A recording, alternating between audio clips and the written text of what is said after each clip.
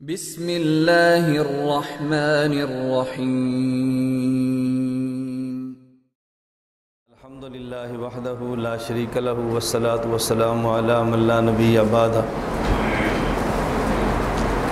میں نے آپ سے گزارش کی تھی کہ مسئلہ تقلید کو سمجھنے کے لیے 4 چیزیں سمجھنا ضروری ہے۔ نمبر 1 تقلید کی تعریف، نمبر 2 تقلید کے دلائل، نمبر 3 تقلید پر شبہات کے جوابات، نمبر 4 ترک تقلید کے نقصان۔ تقلید کے دلائل پر بات چل رہی تھی۔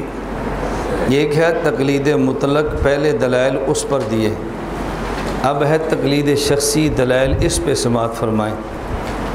غیر مقلد جب تقلید کے مسئلے پر پھنس جائے اور جواب نہ بن پڑے تو پھر غیر مقلد کہتے ہیں ہم تقلید کو مانتے ہیں، تقلید شخصی کو نہیں مانتے۔ ہم مطلق تقلید کو مانتے ہیں، تقلید شخصی کو نہیں مانتے۔ پھر غیر مقلد ایک نیا شوشہ چھوڑ دیتے ہیں، اس لیے ہم مطلق تقلید کے دلائل الگ دیتے ہیں، تقلید شخصی کے دلائل الگ دیتے ہیں۔ مطلق تقلید نہ کرنے کے نقصانات الگ ہیں، تقلید شخصی نہ کرنے کے نقصانات الگ ہیں۔ اس لیے تقلید بھی ضروری ہے، تقلید شخصی بھی ضروری ہے۔ غیر مقلدین سے بطور الزام میں ایک سوال کیا کرتا ہوں، آپ اس کو نوٹ فرمائیں، ذہن میں رکھ لیں۔ غیر مقلد ویسے تقلید کو شرک کہتے ہیں، اور جب دلائل میں پھنس جائیں تو پھر کہتے ہیں ہم تقلید کو مانتے ہیں، تقلید شخصی کو نہیں مانتے۔ میں ان سے کہتا ہوں اگر تقلید شخصی شرک ہے تو پھر مطلق تقلید بڑا شرک ہے۔ اگر تقلید شخصی شرک ہے تو پھر مطلق تقلید بڑا شرک ہے۔ کیوں؟ ہم ایک امام کی تقلید کرتے ہیں اور آپ کہتے ہیں شرک ہے، اور آپ ایک امام نہیں کئی مولویوں کی تقلید کرتے ہیں، تو اگر تقلید کرنا شرک ہے تو ہم ایک کی تقلید کر کے چھوٹے مشرک اور آپ ہزاروں کی تقلید کر کے بڑے مشرک۔ تو پھر بڑا مشرک چھوٹے مشرک کو برا سمجھے تو یہ بات بہت زیادہ تعجب خیز ہے اور مزاح کے خیز بات ہے۔ یہ بات سمجھ آ گئی؟ اگر ایک امام کی تقلید کرنا شرک ہے تو پھر کئی اماموں کی تقلید کرنا بڑا شرک ہوگا نا۔ اس لیے ہم تقلید بھی مانتے ہیں، تقلید شخصی بھی مانتے ہیں۔ تقلید شخصی پہ دلائل سماعت فرمائیں۔ سورہ لقمان آیت نمبر 15، وَاتَّبِعْ سَبِيلَ مَنْ أَنَابَ إِلَيَّ۔ اللہ رب العزت نے فرمایا کہ اس کے راستے پر چلو جو مجھ تک آئے، جو میری اطاعت کرے، میری طرف متوجہ ہو، اس کے راستے پر چلو۔ یہاں ایک تو آپ سبیل دیکھیں، لفظ سبیل مفرد ہے، لفظ سبیل مفرد ہے، تو یہاں سبیل فرمایا، سبل نہیں فرمایا۔ معلوم ہوا یا ایک راستے کی بات کی ہے، کئی راستوں کی بات نہیں کی۔ نمبر 2 من فرمایا ہے، تو من کا اطلاق کئی پر بھی ہے، من کا اطلاق ایک پر بھی ہے۔ تو معلوم ہوا کہ جس طرح مطلق تقلید کی گنجائش ہے، تقلید شخصی کی بھی گنجائش موجود ہے۔ من انابا الیہ سے جس طرح نبی پاک صلی اللہ علیہ وسلم کی ذات مراد ہے، اسی طرح بعض مفسرین کے ہاں من سے مراد سیدنا صدیق اکبر کی ذات ہے۔ اور جب اصول فقہ کے اس اصول کو سامنے رکھ دیا جائے، العبرۃ لعموم اللفظ لا لخصوص سبب، کہ اعتبار خاص سبب کا شان نزول کا نہیں ہوتا، بلکہ مسئلہ بتاتے وقت عموم الفاظ کو دیکھتے ہیں۔ تو پھر معلوم ہوا کہ اس من سے مراد ایک نہیں بلکہ من سے مراد ہر وہ ہے جو اللہ کے راستے کی طرف متوجہ کرے۔ تو جس طرح تقلید مطلق ثابت، اس طرح تقلید شخصی بھی ثابت۔ دلیل نمبر 2 حدیث مبارک سے، صحیح بخاری، باب قول النبی صلی اللہ علیہ وسلم لو کنت متخذا خلیلا۔ حضرت امام بخاری رحمۃ اللہ علیہ نے روایت نقل کی ہے کہ جبیر بن مطعم رضی اللہ تعالیٰ عنہ فرماتے ہیں ایک عورت رسول اللہ صلی اللہ علیہ وسلم کی خدمت میں آئی، فَأَمَرَهَا أَن تَرْجِعَ إِلَيْهِ، تو رسول اللہ صلی اللہ علیہ وسلم نے فرمایا کہ اب چلی جاؤ، پھر آنا، ترجع علیہ، دوبارہ آنا۔ اس عورت نے عرض کیا ارأیت ان جئت ولم اجدک کأنہا تقول الموت، کہ یا رسول اللہ اگر میں آؤں اور آپ کو نہ پاؤں یعنی میں دوبارہ آؤں اور آپ دنیا میں نہ ہوں، آپ دنیا سے جا چکے ہوں، تو یا رسول اللہ پھر میں کس کے پاس جاؤں اگر آپ نہ ہوں؟ تو رسول اللہ صلی اللہ علیہ وسلم فرمایا اِلَّمْ تَجِدِينِي فَاتِ ابا بکرٍ، اگر تو مجھے نہ پائے تو ابو بکر کے پاس جانا۔ اب دیکھو رسول اللہ صلی اللہ علیہ وسلم نے اپنی عدم موجودگی میں خاص شخص کی بات کی ہے جس کا نام ابو بکر صدیق رضی اللہ تعالیٰ عنہ ہے۔ رسول اللہ صلی اللہ علیہ وسلم نے اس خاتون کو یہ نہیں فرمایا کہ اگر تو آئے اور میں نہ ملوں تو قرآن کھول لینا، اگر میں نہ ملوں تو حدیث کھول لینا، میں دنیا سے چلا جاؤں گا میرا قرآن تو نہیں جائے گا، میں دنیا سے چلا جاؤں گا میری حدیث تو رہے گی، تو میرے جانے کے بعد پریشان نہ ہونا، میں قرآن حدیث چھوڑ کر جا رہا ہوں، قرآن کو پڑھ لینا، حدیث کا مطالعہ کر لینا اور تحقیق کر کے مسئلہ خود نکال لینا۔ یہ آنے والی عرب ہے، آنے والی رسول صلی اللہ علیہ وسلم کی صحابیہ ہے، اور اللہ کے نبی اس کو کھلی چھٹی نہیں دے رہے بلکہ فرما رہے ہیں اِلَّمْ تَجِدِينِي فَاتِ ابا بکر، اگر میں نہ ملوں تو ابو بکر کے پاس جانا۔ تو رسول اللہ صلی اللہ علیہ وسلم نے شخص معین سے مسئلہ پوچھنے کی بات کی ہے، غیر معین کی بات نہیں کی، تو معلوم ہوا کہ تقلید شخصی بھی جائز ہے۔ دلیل نمبر 2، حضرت امام بخاری رحمۃ اللہ علیہ نے صحیح بخاری باب میراث ابنت الاب ما ابنتہ مسئلہ بیان کیا ہے۔ ایک آدمی دنیا سے چلا گیا، اس کی بیٹی بھی ہے، اس کی پوتی بھی ہے اور اس کی بہن بھی ہے، اب وراثت کیسے تقسیم ہوگی؟ حضرت امام بخاری رحمۃ اللہ علیہ نے حذیل بن شرحبیل سے نقل کیا کہ حضرت ابو موسیٰ اشعری رضی اللہ تعالیٰ عنہ سے مسئلہ پوچھا گیا، ایک آدمی کی بیٹی بھی ہے، پوتی بھی ہے اور بہن بھی ہے، اس کا مال وراثت میں تقسیم کیسے ہوگا؟ حضرت ابو موسیٰ اشعری رضی اللہ تعالیٰ عنہ نے فرمایا للبنت النصف وللاخت النصف، فرمایا کہ اس کی بیٹی کو آدھا دے دو اور اس کی بہن کو بھی آدھا دے دو۔ گویا ان نے آدھا بیٹی کے لیے، آدھا بہن کے لیے اور پوتی کو محروم کر دیا ہے۔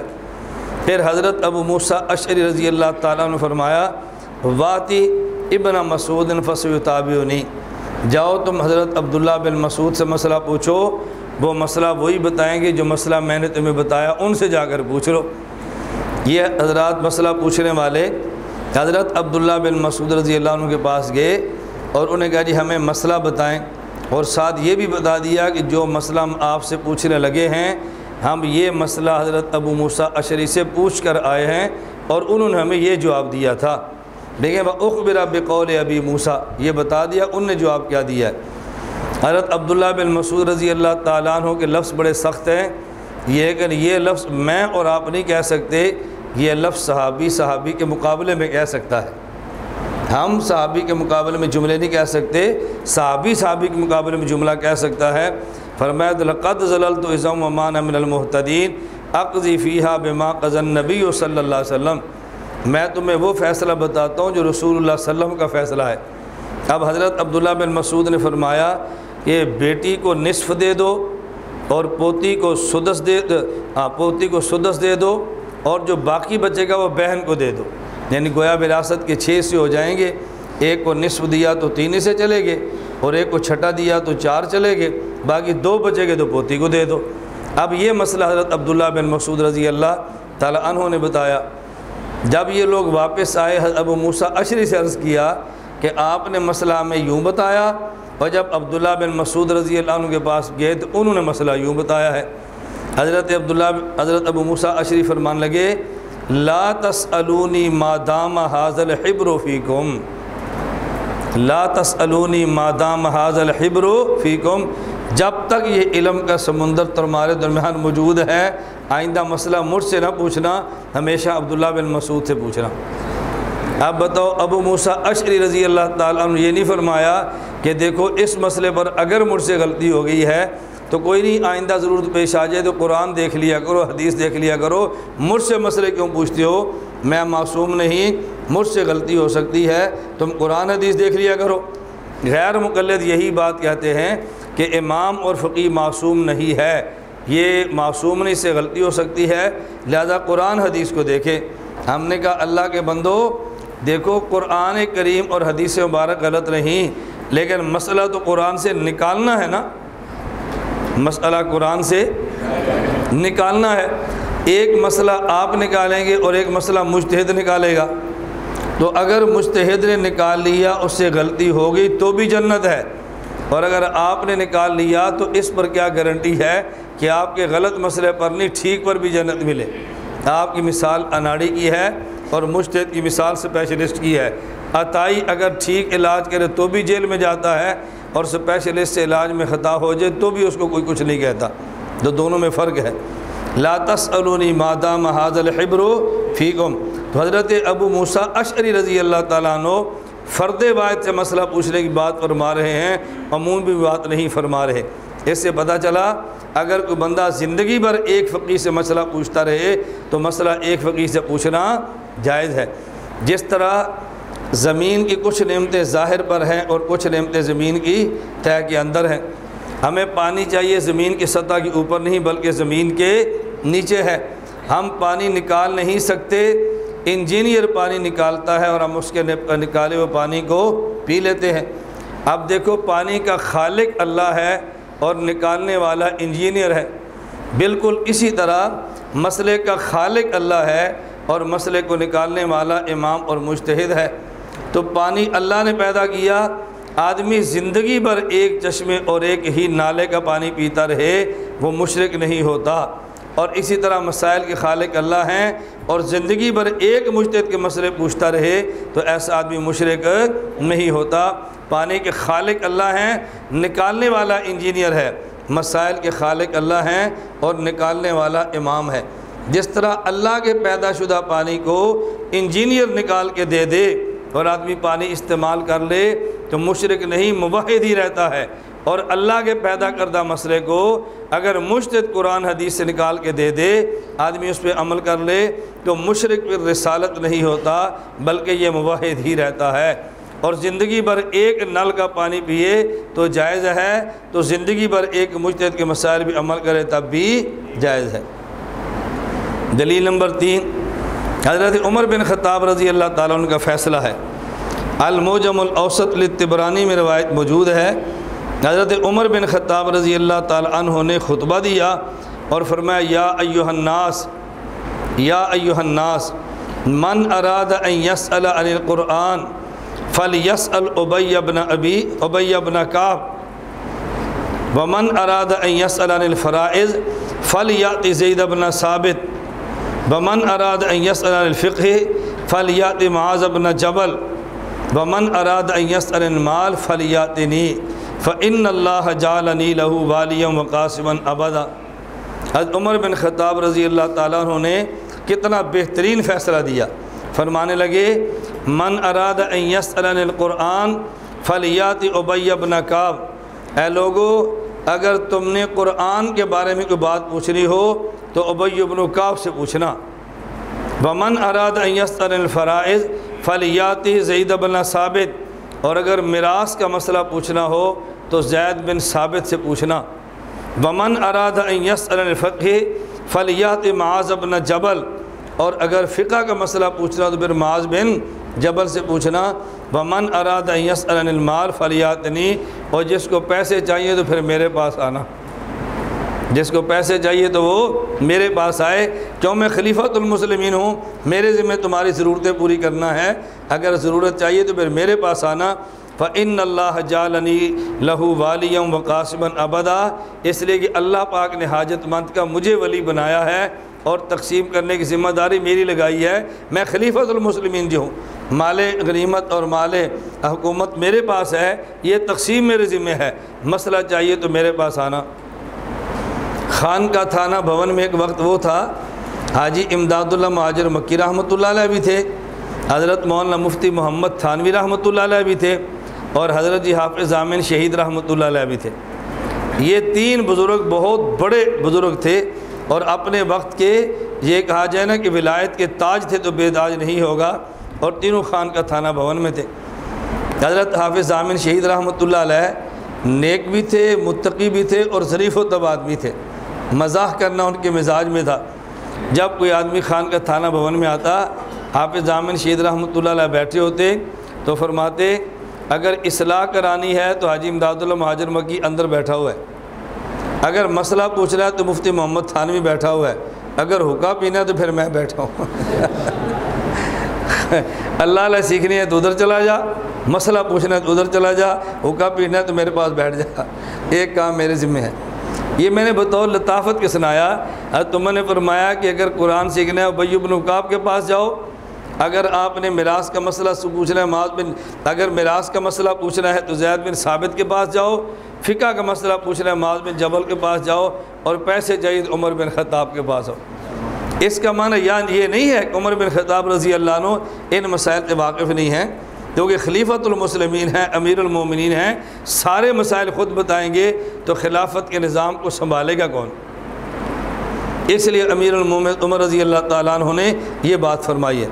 اب دیکھیں، ایک تو اس سے تقلید شخصی ثابت ہو گئی، حضرت عمر رضی اللہ تعالیٰ عنہ نے ایک بندے کے پاس ایک فن کے لیے بھیجا ہے، تو اس سے تقلید شخصی بھی ثابت ہوئی اور کئی ایک باتیں اور بھی ثابت ہو گئی۔ گزشتہ کل ایک طالب علم آپ سے مجھ سے پوچھ رہا تھا کہ استاد جی غیر مقلد اعتراض کرتے ہیں کہ آپ لوگ فقہ میں امام ابو حنیفہ کے پاس جاتے ہیں، عقائد میں ابو منصور ماتریدی کے پاس جاتے ہیں، اور قرات میں فلاں کے پاس جاتے ہیں، تصوف میں فلاں کے پاس جاتے ہیں، آپ ایسا کیوں کرتے ہیں؟ میں نے کہا اس لیے کہ حضرت عمر فاروق کی ہم بات مانتے ہیں۔ حضرت عمر فاروق رضی اللہ عنہ نے تقسیم بنا دی تھی کہ جس آدمی کو قرآن کا علم چاہیے ابی بن کعب کے پاس جائے، میراث چاہیے تو زید بن ثابت کے پاس جائے، اور اگر کسی آدمی کو فقہ چاہیے تو پھر معاذ بن جبل کے پاس جائے۔ تو یہ تقسیم ہماری نہیں ہے، یہ تقسیم اس شخص کی ہے کہ جس کے بارے میں اللہ کے نبی کا اعلان ہے، ان اللہ تعالی جعل الحق علی لسان عمر وقلبہ، جو بولتا بھی ٹھیک ہے، جو سوچتا بھی ٹھیک ہے۔ یہ ہماری سوچ نہیں ہے، عمر بن خطاب کی سوچ ہے، اور اس سوچ کو وہی قبول کرے گا جو رحمان کا بندہ ہوگا، وہ کبھی قبول نہیں کرے گا جو شیطان کا بندہ ہو، کیونکہ شیطان کا بندہ اور عمر بن خطاب کا راستہ ایک ہو نہیں سکتا۔ شیطان کا راستہ الگ ہوتا ہے اور حضرت عمر بن خطاب رضی اللہ عنہ کا راستہ الگ ہوتا ہے۔ اس لیے ایک شیطان ہے اور ایک شیطان کا بندہ ہے، ایک شیطان اور ایک شیطان کا بندہ ہے۔ عبد الشیطان کسے کہتے ہیں؟ میں سمجھانے کے لیے کہتا ہوں، ایک شیطان ہے اور ایک خناس ہے، ایک شیطان ہے اور ایک یہ خناس ہے جسے عبد الشیطان کہتے ہیں۔ تو ایک کام شیطان کا ہے، ایک کام خناس کا ہے۔ میں نے آپ سے وعدہ کیا تھا، شاید آپ کو یاد ہے یا آپ بھول گئے ہیں، میں نے کہا غیر مقلدین کے کئی نام ہیں، میں آپ کو ایک ایک نام بتاتا رہوں گا، یاد ہے؟ 2 نام پہلے بتا دیے تھے۔ نمبر ایک آپ کیا لفظ نشر مرتب نہیں ہوتا، میں نے اسے یاد بھی کرایا تھا کہ لفظ نشر مرتب سمجھتے ہو نا، جیسے اجمال ہو ویسے تفصیل ہو، اسے لفظ نشر مرتب کہتے ہیں۔ میں آپ سے کہتا ہوں اصطلاحی الفاظ کے معنی کرنے سیکھو نا، کبھی عوام کو لفظ نشر مرتب سمجھانا پڑ جائے تو آپ پریشان ہو، ہم ان کو لفظ نشر مرتب سمجھائیں کیسے؟ لفظ نشر مرتب کا معنی کہ جیسے اجمال ہو ویسے تفصیل ہو۔ لفظ کا معنی لپیٹنا ہے، نشر کا معنی پھیلانا ہے، جس ترتیب سے لپیٹا ہے اسی ترتیب سے پھیلا دیں، اسی کا نام لفظ نشر مرتب ہوتا ہے۔ میں نے بتایا تھا غیر مقلدین کا ایک نام ہے الاٹیہ، پلاٹیہ، طلاقیہ۔ پہلے الاٹیہ ہے، نام ان سے لیا نا، پھر پلاٹیہ ہے، خدمات ہیں، پھر طلاقیہ ہے، اپنے مذہب کی اشاعت ہے۔ تو الاٹیہ، پلاٹیہ اور طلاقیہ۔ دوسرا انہوں نے اپنا نام رکھا ہے اہل حدیث، اور تیسرا نام ان کا میں نے کہا تھا خناس ہے۔ ایک ہوتا ہے شیطان اور ایک ہوتا ہے خناس۔ شیطان کسی قدر بیوقوف زیادہ ہے اور خناس شیطان کی نسبت سمجھدار ہے۔ آپ کہیں گے وہ کیسے؟ شیطان محنت کرتا ہے کہ کوئی بندہ نیک عمل نہ کرے، اور خناس محنت کرتا ہے کہ نیک عمل بھی کرے اور قبول بھی نہ ہو۔ شیطان کی محنت کوئی بندہ نیک عمل نہ کرے، اور خناس کی محنت نیک عمل کرے اور قبول بھی نہ ہو۔ اب دیکھو، نیک عمل نہ کرنا اتنا نقصان دہ نہیں ہے جتنا عمل کرے اور قبول نہ ہو یہ نقصان دہ ہے۔ تو شیطان نیک عمل کرنے نہیں دیتا اور خناس تھپکیاں دیتا ہے، اگر تو نے نیک عمل نہ کیا تو لوگ تجھے برا کہیں گے، اس لیے نیک عمل تو کرنا ہے تاکہ لوگ نیک کہیں، لیکن عمل اس طرح کرنا ہے تاکہ قبول نہ ہو۔ جولائی کے روزے کتنے سخت ہیں، آنے والے ہیں۔ شیطان پوری محنت کرے گا کوئی آدمی جولائی کا روزہ نہ رکھے۔ تو جوان آدمی ہے، روزانہ 8 گلاس پانی پینا چاہیے، ڈاکٹر کہتے ہیں تو نے پانی نہ پیا، تیرے معدے کا مسئلہ بنے گا، گردے کا مسئلہ بنے گا، جوانی پر اثر پڑے گا، رنگ کالا ہو جائے گا، اور بڑی اس کو ترغیب دے گا۔ اب شیطان کی کوشش ہوگی کہ آدمی روزہ نہ رکھے۔ شیطان سوچتا ہے کہ اس نے داڑھی اتنی لمبی رکھی ہے جو ناف تک جا رہی ہے، ناف سے بھی نیچے ہے، اگر یہ روزہ نہیں رکھے گا تو لوگ تو گالیاں دیں گے۔ تو اس لیے طریقہ اختیار یہ کرو، آپ صبح صادق کو کھانا پینا چھوڑ دو، روزہ رکھ لو، لیکن سورج کے غروب ہونے سے 2 منٹ پہلے توڑ دینا، سورج کے غروب ہونے سے 2 منٹ پہلے توڑ دینا۔ اب دیکھو شیطان نے روزہ رکھنے نہیں دیا اور خناس نے روزہ آخر تک پہنچنے نہیں دیا۔ شیطان کی بات مانتا تو ایک روزہ رکھنا پڑتا، بعد میں قضا کرتی، اور خناس کی بات مانی ہے، اب ایک نہیں، 2 نہیں، 2 ماہ کا روزہ قضا میں بطور کفارے کے رکھے گا۔ جب غروب شمس سے پہلے آدمی روزہ توڑ دے تو اس کے ذمہ کفارہ ہوتا ہے یا نہیں ہوتا؟ تو شیطان کی مانتا تو ایک قضا رکھنا پڑتا، اور خناس کی مانی تو 2 ماہ کفارے کے رکھے پڑے بے۔ اب یہ شیطان سے زیادہ خطرناک کام خناس کا ہے۔ جب رات آئے گی تو شیطان نے کہنا ہے تراویح نہ پڑھنا، دیکھیں اتنی چھوٹی سی رات ہے، ڈاکٹر کہتے ہیں 8 گھنٹے روزانہ سونا چاہیے، تو 4 گھنٹے بھی نہیں سو پائے گا، صحت بگڑ جائے گی، اس لیے سونا ہے، تراویح نہیں پڑھنی، تراویح چھوڑ دے گا۔ اور خناس نے کہنا نہیں، تراویح تو پڑھنی ہے، لیکن پڑھنی ایسی ہے کہ تراویح ہو بھی نہ اور یہ بندہ خوش بھی ہو جائے، اس کی نیند بھی خراب ہو، اس کو ثواب بھی نہ ملے۔ 8 رکعت تہجد پڑھ لینی ہے اور نام تو نے اس کا تراویح رکھ دینا ہے، 8 رکعت تہجد پڑھ لے اور نام اس کا تراویح رکھنا۔ اب دیکھو شیطان نے تراویح چھڑا دی ہے اور خناس نے تہجد کا نام تراویح رکھ کے اس کو ٹرخا دیا ہے۔ شیطان کی معنی تراویح تب بھی نہیں ہے اور خناس کی معنی تراویح تب بھی نہیں ہے۔ فرق کیا تھا؟ شیطان کی مان لیتا تو نیند پوری ہو جاتی اور تراویح نہ پڑھنے کا گناہ کر لیتا، اور عید کے دن آ کر مسجد میں امام صاحب سے کہتا حضرت اللہ سے میرے لیے دعا کرو، میں بڑا گناہ گار آدمی ہوں، رمضان میں تراویح نہیں پڑھ سکا، دعا کرو اللہ مجھے معاف فرما دے۔ اور اس خناس نے اس کی نیند بھی خراب کرائی ہے، تراویح بھی چھڑائی ہے، اور یہ اکڑ کے عید کے دن پھرتا ہے کہ میں نے ایک آدمی جس نے تہجد کا نام تراویح رکھا ہے، یہ سارے گناہ گار ہیں جس نے تراویح پڑھی ہے۔ تو شیطان کی بات مانتا تو عید کے دن توبہ کر لیتا، خناس کی بات مانی ہے تو توبہ بھی نہیں کر رہا۔ تو شیطان تراویح پڑھنے نہیں دیتا اور خناس تہجد کا نام تراویح رکھا کے ٹرخا دیتا ہے۔ تو شیطان کا کام بھی ٹھیک خطرناک، لیکن خناس کا کام شیطان سے زیادہ خطرناک ہے۔ شیطان کہے گا کہ تو نے مصافحہ 2 ہاتھ سے نہیں کرنا، کیوں؟ اگر یہ مصافحہ کرے گا تو اس کے گناہ معاف ہو جائیں گے۔ حدیث پاک میں ہے کہ ما من مسلمین یتصافحان، اللہ کے نبی نے فرمایا جب 2 مسلمان ملتے ہیں اور مصافحہ کرتے ہیں اللہ ان کے گناہوں کو معاف فرما دیتے ہیں قبل ان یتفرقا، ان کے جدا ہونے سے پہلے۔ تو شیطان کہے گا نہ مصافحہ کرے، نہ ان کے ہاتھ ایک دوسرے سے ملیں اور نہ اس کے گناہ ختم ہوں، لیکن خناس کہے گا اگر مصافحہ نہ کیا تو لوگ کہیں گے بڑا بے ادب اور بد تہذیب ہے، دیکھو سلام ہی نہیں لیتا، اس لیے مصافحہ تو کر لو لیکن 2 ہاتھ سے نہیں کرنا، مصافحہ 1 ہاتھ سے کرنا ہے۔ اس کا نقصان کیا ہوگا؟ دیکھیں آدمی گانا صرف کان سے سنتا ہے، لیکن جہنم میں صرف کان نہیں جائے گا، پورا جسم جائے گا، اور جانے کا سبب کان ہوگا۔ اگر آدمی غیبت کرے تو صرف زبان سے کرتا ہے، جہنم میں پورا جسم جائے گا اور جانے کا سبب صرف اس کی زبان ہوگی۔ آدمی آنکھ سے نامحرم عورتوں کو دیکھتا ہے، پورا جسم جہنم میں جائے گا اور جانے کا سبب صرف آنکھ ہوگی، جس نے نامحرم کو دیکھا ہے جہنم میں جائے گا، اور جانے کا سبب صرف ہاتھ ہوگا جس ہاتھ سے گناہ ہوا ہے۔ اللہ نے کتنا کرم فرمایا، آدمی مصافحہ کر لے اللہ اس کے گناہوں کو معاف کر دیتے ہیں۔ آپ بتائیں گناہ آدمی 1 ہاتھ سے کرتا ہے یا دونوں سے کرتا ہے؟ بولو سب بولو، 1 سے کرتا ہے یا دونوں سے؟ تو جب 2 ہاتھوں سے مصافحہ کرے گا تو دونوں کے گناہ معاف ہو جائیں گے نا، اور جب 1 سے مصافحہ کرے گا تو اب دیکھو مصافحہ بھی ہو گیا، 1 ہاتھ کے گناہ معاف ہو گئے، 1 کے باقی ہیں، تو پھر بھی جہنم میں جائے گا نا۔ تو شیطان چاہے گا مصافحہ کرے ہی نہ، اور خناس کوشش کرے گا کہ مصافحہ بھی کرا لے اور گناہ بھی رکھ لے، مصافحہ بھی کرا لے اور گناہ بھی رکھ لے۔ اب بتاؤ شیطان خطرناک ہے خناس خطرناک ہے؟ بولو۔ تو شیطان کے خلاف محنت کی ضرورت ہے، اس سے زیادہ خناس کے خلاف محنت کی ضرورت ہے۔ تبلیغ والے کہتے ہیں بھی رائے ونڈ جانے کا ارادہ کرو اور کھڑے ہو جاؤ، شیطان کی کمر ٹوٹ جائے گی۔ میں جلسوں میں کہتا ہوں سرگودا آنے کا ارادہ کرو اور کھڑے ہو جاؤ، خناس کی کمر ٹوٹ جائے گی۔ رائے ونڈ کا نام سن کر شیطان پریشان ہوتا ہے اور سرگودا مرکز کا نام سن کے خناس پریشان ہوتا ہے۔ ایک کو خوش کرنا ہے یا دونوں کو پریشان کرنا ہے؟ دونوں کو پریشان رکھے، وہ بھی دوڑتا رہے اور یہ بھی دوڑتا رہے۔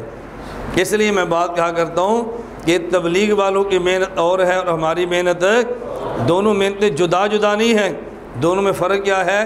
بحیثیت مسلمان ہمارے ذمہ دو کام ہیں، نمبر ایک امت کو ایمان اعمال پہ لانا اور نمبر دو امت کا ایمان اعمال بچانا۔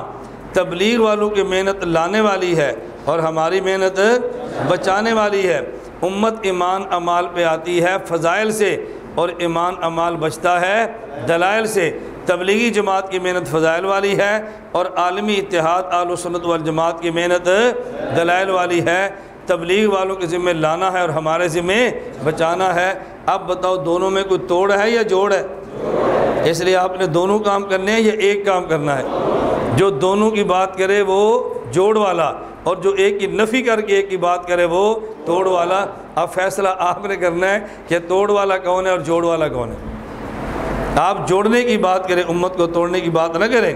میں جب سبق پڑھاتا ہوں یا بیان کرتا ہوں نا تو میرے سامنے سارے چہرے ہوتے ہیں اور میں دیکھ رہا ہوتا ہوں میری بات سن کر خوش کون ہے اور میری بات سن کر پریشان کون ہے۔ میں دیکھتا ہوں کہ میری بات سن کر خوش کون ہے، میری بات سن کے پریشان۔ آپ ایمان سے بتاؤ ہم اپنی درسگاہ میں تبلیغ کی بات کھل کے کرتے ہیں یا نہیں کرتے؟ تو یہ بڑا دل ہونے کی بات ہے، یہ چھوٹا دل ہونے کی بات ہے؟ ہم جتنی مسئلے کی دیوبندی جماعتیں ہیں ہر ایک کی بات کھل کے کرتے ہیں کیونکہ ہر ایک کا کام ہمارا کام ہے۔ ہر ایک کی تائید کرتے ہیں بھی ہر ایک کا کام یہ ہمارا کام ہے۔ جو کام ہم نہیں کر سکے ہمارے دیگر افراد اور ہمارے دوست اور بھائی کر رہے ہیں، ہم ان کے مشکور ہیں۔ تو جس طرح ہم ان کے مشکور ہوتے ہیں وہ ہمارے مشکور نہ ہوں، لیکن کم از کم ہم سے ناراض تو نہ ہوں۔ ہم یہ نہیں کہتے ہمارا شکریہ ادا کریں، ہم یہ بھی نہیں کہتے ہمارے بیان کرائیں، ہم یہ بھی نہیں کہتے ہماری تائید کریں، لیکن یہ تو ہم کہہ سکتے ہیں کم از کم ہماری تردید نہ کریں، یا اتنا بھی نہیں کہہ سکتے۔ وہ بات سمجھ آ رہی ہے آپ کو؟ اس لیے دیکھیں نا ہمارے پورے ملک کا نمائندہ اجتماع ہے طلباء کا، تو میں یہ بات اس لیے بار بار کھول کے کہتا ہوں ہماری گزارشات سنیں اور آگے جا کر سنائیں، ہماری بات سمجھیں اور آگے جا کر سمجھائیں۔ اللہ کی قسم اٹھا کر میں یہ بات کہہ رہا ہوں، اس سے بڑی بات کچھ نہیں۔ مجھے فکر صرف اور صرف یہ رہتی ہے کہ کوئی بندہ اس کی تردید کر کے اپنی آخرت خواہ خراب نہ کر بیٹھے۔ ہمیں اور کوئی فکر نہیں ہوتی، ہمیں فکر ہوتی ہے کہ تردید کر کے بلا وجہ آخرت خراب نہ کر بیٹھے۔ افراد کو سمجھاؤ بھی ان کا کام وہ نہیں ہے جو آپ سمجھیں۔ اللہ ہمیں بات سمجھنے کی توفیق عطا فرمائے۔ تو حضرت عمر رضی اللہ تعالیٰ نے جو بات فرمائی سمجھ آ گئی ہے؟ ایک بات یہاں پر اور سمجھ لیں، میں کبھی کبھی اپنے مرکز آنے کے لیے طلباء علماء کو دعوت دیتا ہوں اور دوران دعوت ایک اشکال کا جواب بھی دیتا ہوں تاکہ ان کا ذہن کھل جائے۔ بعض طلباء مجھے خود کہتے ہیں، اس لیے مجھے بات کہنی پڑتی ہے۔ مجھے واقعتاً بعض طلباء نے کہا کہ استاد جی ہم نے بعض حضرات سے مشورہ کیا کہ ہم نے وہاں جا کے سبق پڑھنا ہے، تو ہمیں بعض اساتذہ نے فرمایا کہ اس کے پاس کوئی نئے دلائل ہیں جو ہمارے پاس نہیں ہیں، اس نے کوئی نئی کتابیں پڑھانی ہے جو آپ نے ہمارے مدرسے میں نہیں پڑھی، وہاں کوئی نیا علوم ہے جو آپ نے نہیں پڑھے، 10 سال ہمارے پاس ٹھہرے ہو، اب مزید اس کے بعد جانے کی کیا ضرورت ہے۔ مجھے کئی بار تو ایسی باتیں آتی ہیں، تو پھر میں سمجھانے کے لیے بات کہتا ہوں کہ بات اب آپ اچھی طرح سمجھ لیں، دلائل ہمارے پاس الگ نہیں، وہی دلائل ہیں جو آپ نے مدارس میں پڑھے ہیں۔ ہمارے پاس کتابیں الگ نہیں، وہی کتابیں ہیں جو آپ پڑھ کر آتے ہیں۔ فرق کیا ہے؟ یہ چونکہ فن ہمارا ہے تو ہم سمجھتے ہیں کہ اس کتاب کو عوام میں لانا کیسے ہے، اس مسئلے کو عوام میں سمجھانا کیسے ہے، اور اس باطل کی تردید عوام میں کرنی کیسے ہے۔ ہر آدمی کا اپنا فن ہوتا ہے اور صاحب فن کا بڑا ہونا ضروری نہیں، کبھی صاحب فن چھوٹا ہوتا ہے لیکن اس کے بعد پھر بھی جاتے ہیں کیونکہ فن اس کا ہے، کیونکہ فن اس کا ہے۔ میں اس کی مدارس میں جاؤں تو مثال دیتا ہوں، بھائی اگر آپ ہمارے مدرسے میں دیکھ لو، مرکز اہل سنت والجماعت سرگودا موجود ہے، اب اگر ہمارے ہاں یا جنریٹر خراب ہو جائے تو آپ رابطہ کس سے کریں گے؟ مفتی شبیر صاحب سے؟ ان کو بلائیں گے؟ مولانا ارشد صاحب کو، مفتی یوسف صاحب کو، کس کو بلائیں گے؟ الیکٹریشین کو؟ الیکٹریشین بڑا ہے یا یہ بڑے ہیں؟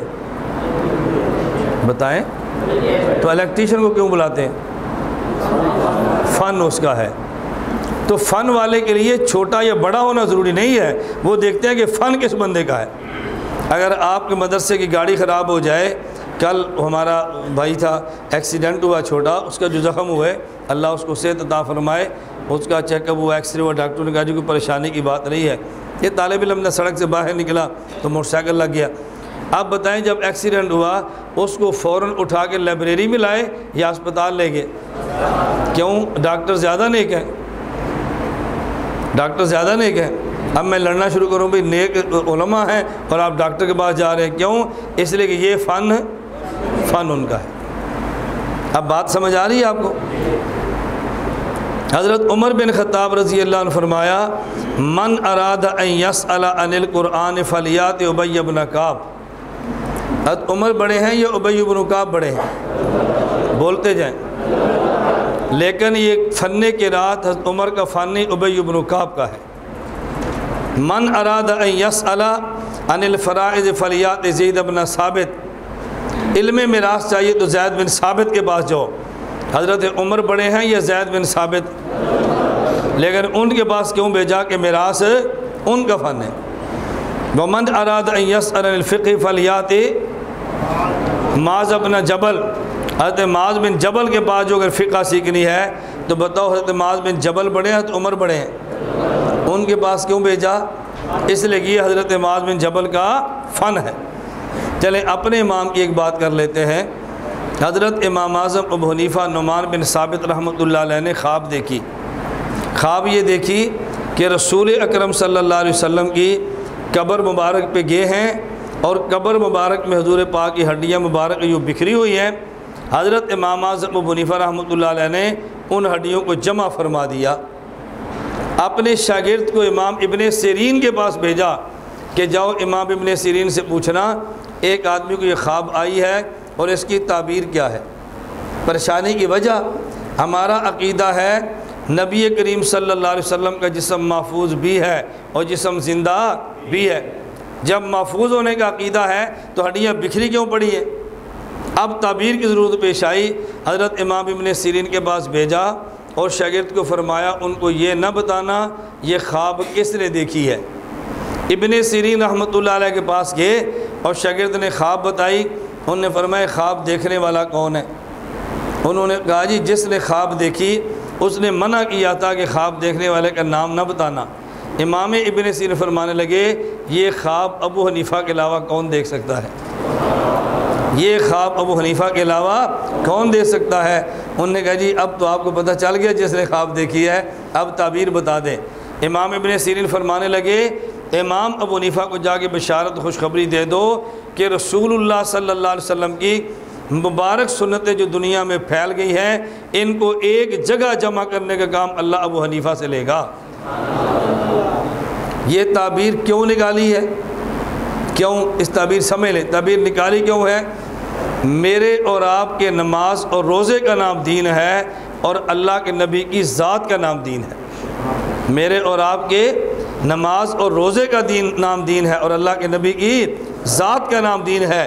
یہ جو ذات بکھری پڑی ہے نا اس کا معنی یہ ہے رسول اللہ کی سنتیں دنیا میں بکھری ہوئی ہیں اور ان کو یکجا کرنے کا کام اللہ نے واقعتاً امام اعظم ابو حنیفہ سے لیا ہے۔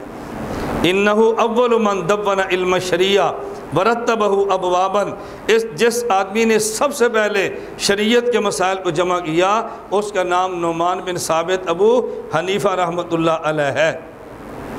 مجھے آپ بتائیں امام ابو حنیفہ بڑے ہیں یا امام ابن سیرین بڑے ہیں؟ تعبیر کے لیے کہاں بھیجا؟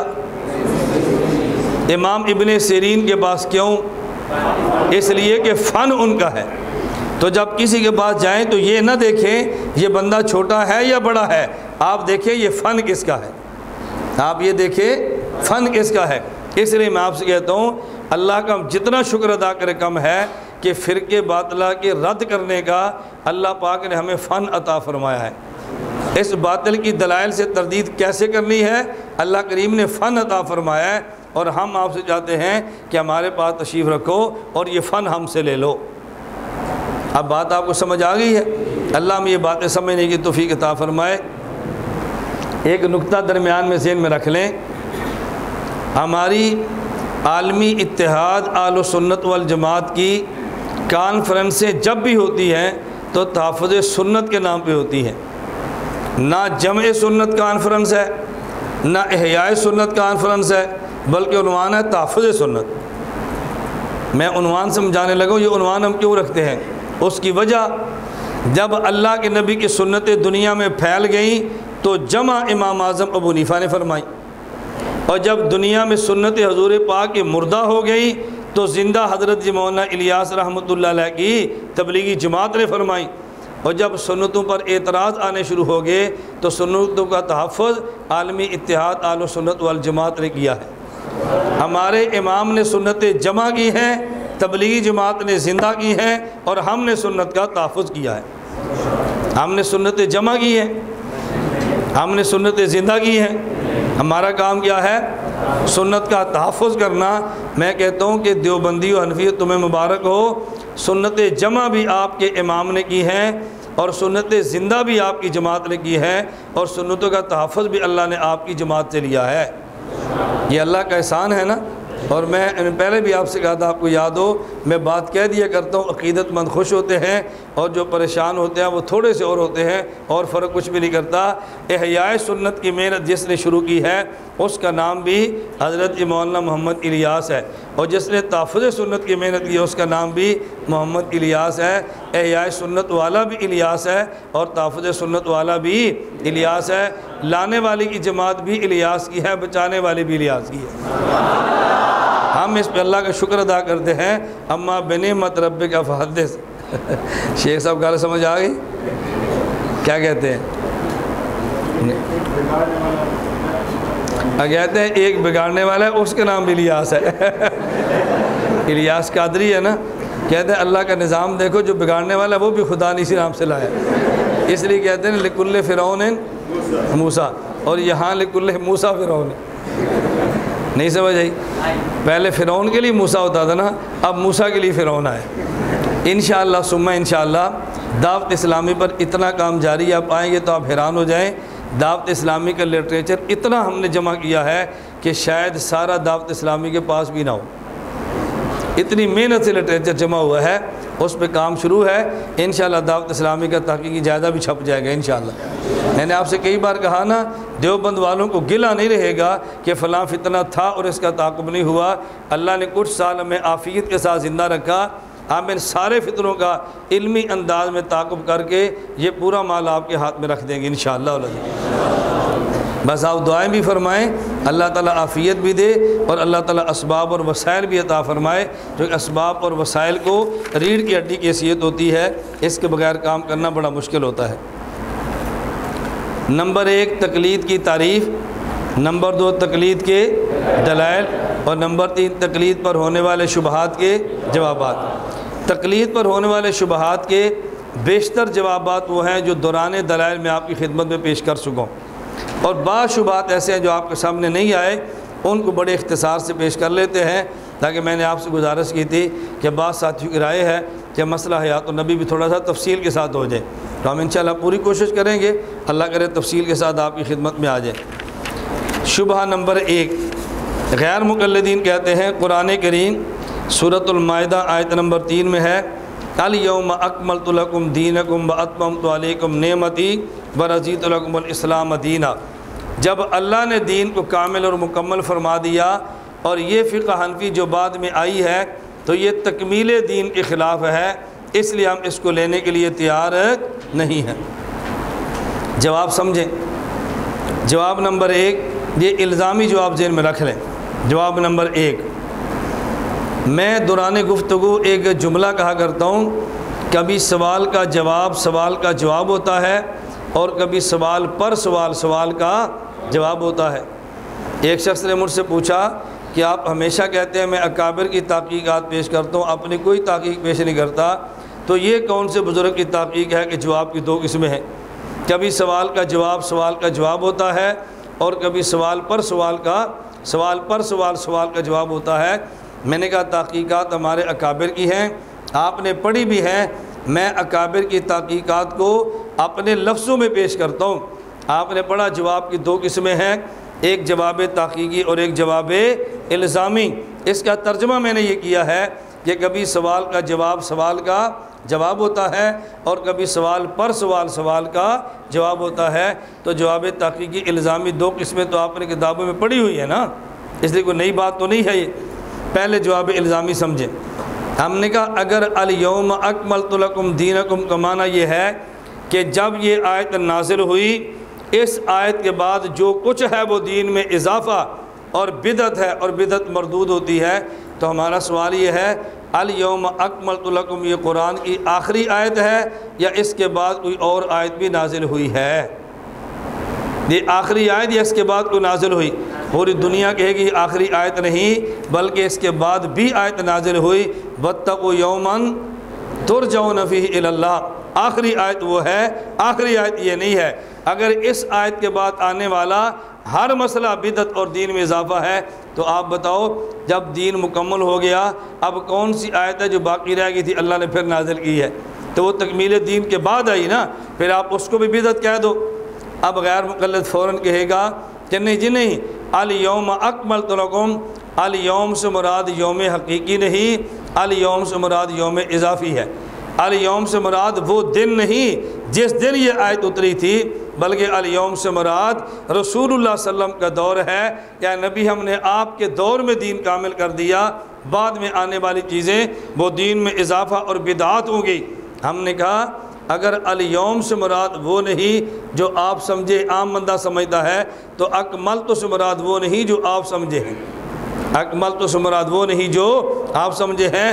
اکملت کا معنی یہ ہے کہ جو اصول چاہیے تھے اللہ نے وہ بھی دے دیے، اور جو اصول کے لیے اصول چاہیے وہ بھی دے دیے، اور اصول نکالنے والے اللہ نے افراد بھی اللہ کے نبی کو دے دیے۔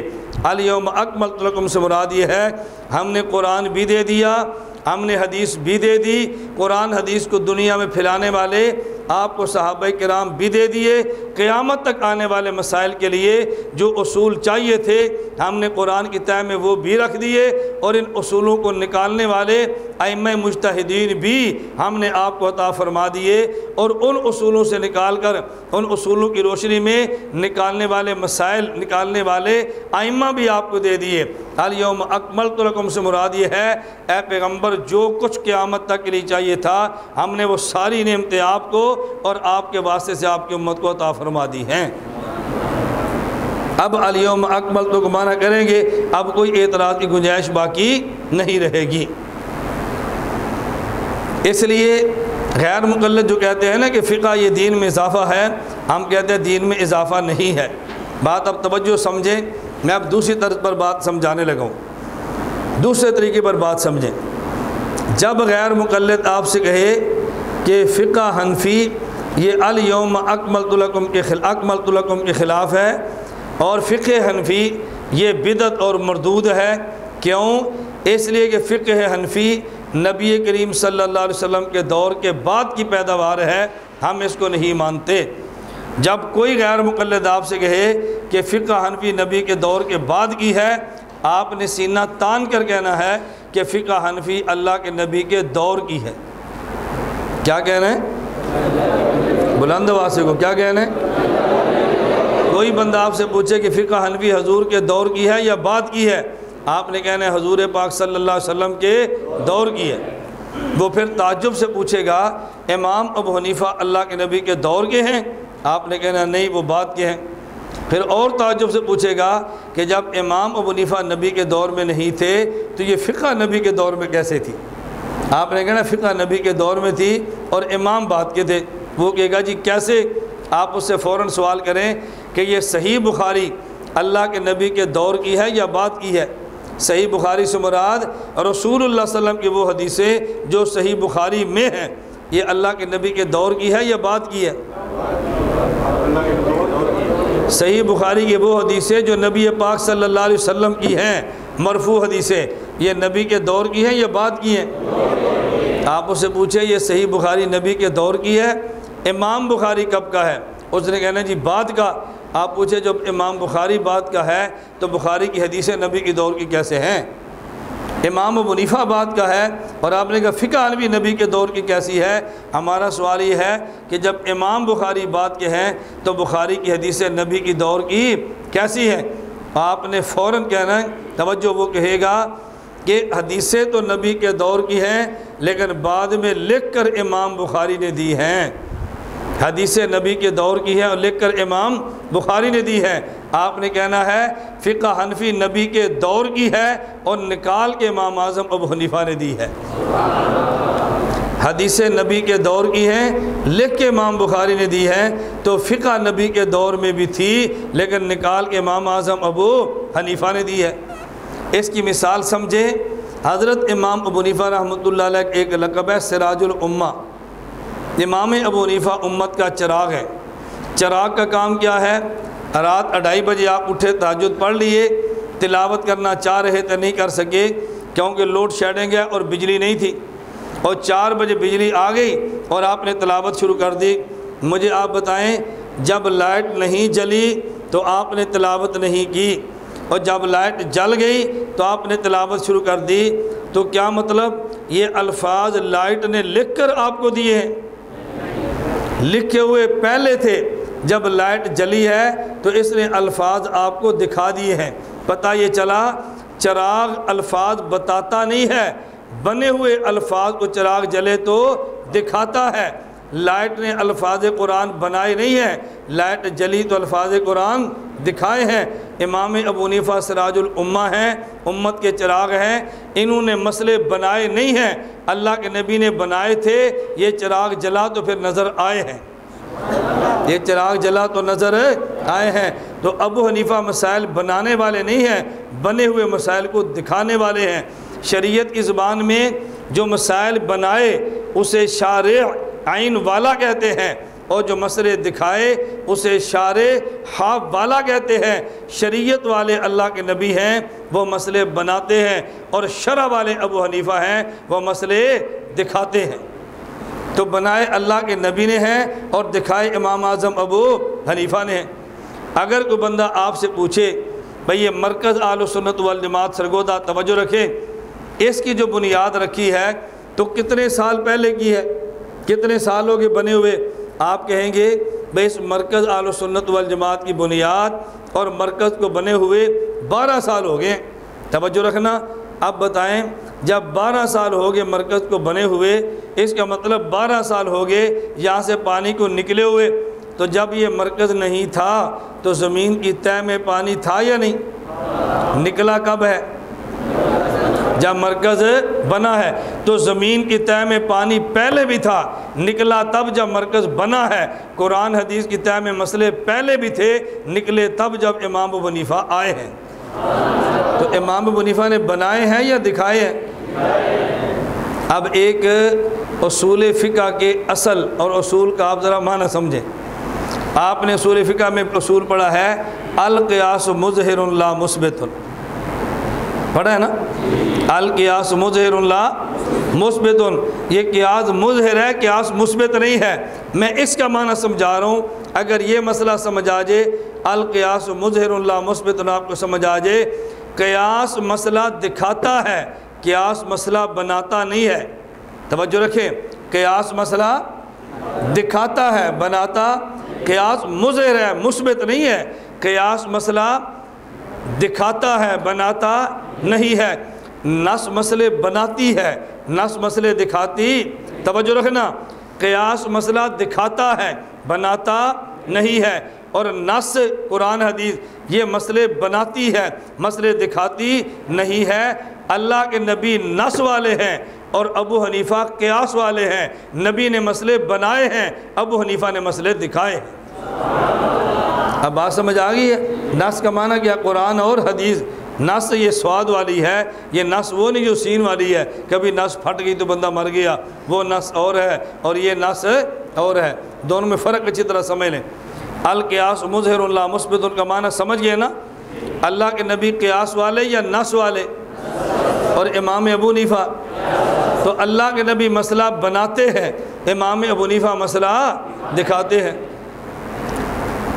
اب یہ سوالات حل ہو رہے ہیں، میں سوال کرتا جا رہا ہوں اور جواب دے رہا ہوں۔ اچھا جی، امام ابو حنیفہ کبھی ایک مسئلے پر دو رائے دے دیتے ہیں، کبھی ایک رائے کبھی دوسری رائے، کبھی ایک رائے کبھی دوسری رائے۔ یہ دو رائے کیوں دیتے ہیں؟ آپ فوراً پوچھے، امام ابو حنیفہ تو مسئلہ دکھاتے ہیں، اللہ کے نبی مسئلہ بناتے ہیں، تو اللہ کے نبی ایک مسئلے پہ جب 2 حدیثیں دیں گے تو ابو حنیفہ ایک مسئلے پر 2 رائے دیں گے نا۔ جب مسئلہ بنانے والا 2 حدیثیں دے گا تو مسئلہ دکھانے والا پھر 2 رائے بھی دے گا۔ اور ایک مسئلے پہ 2 حدیثیں ہوتی ہیں یا نہیں؟ تو پھر ایک مسئلے پر 2 رائے بھی آئیں گی نا۔ جب بنانے والے نے 2 حدیثیں دے دی ہیں تو پھر مسئلہ دکھانے والا بھی تو 2 رائے دے گا۔ اس لیے 2 رائے پر اعتراض تب ہوگا جب اللہ کے پیغمبر پر اعتراض ہو۔ ایک مسئلے پر 2 حدیثیں کیوں ہیں؟ جب دینے والے پر اعتراض نہیں، بنانے والے پر اعتراض نہیں، تو پھر مسئلہ دکھانے والے پر بھی کوئی اعتراض نہیں ہے۔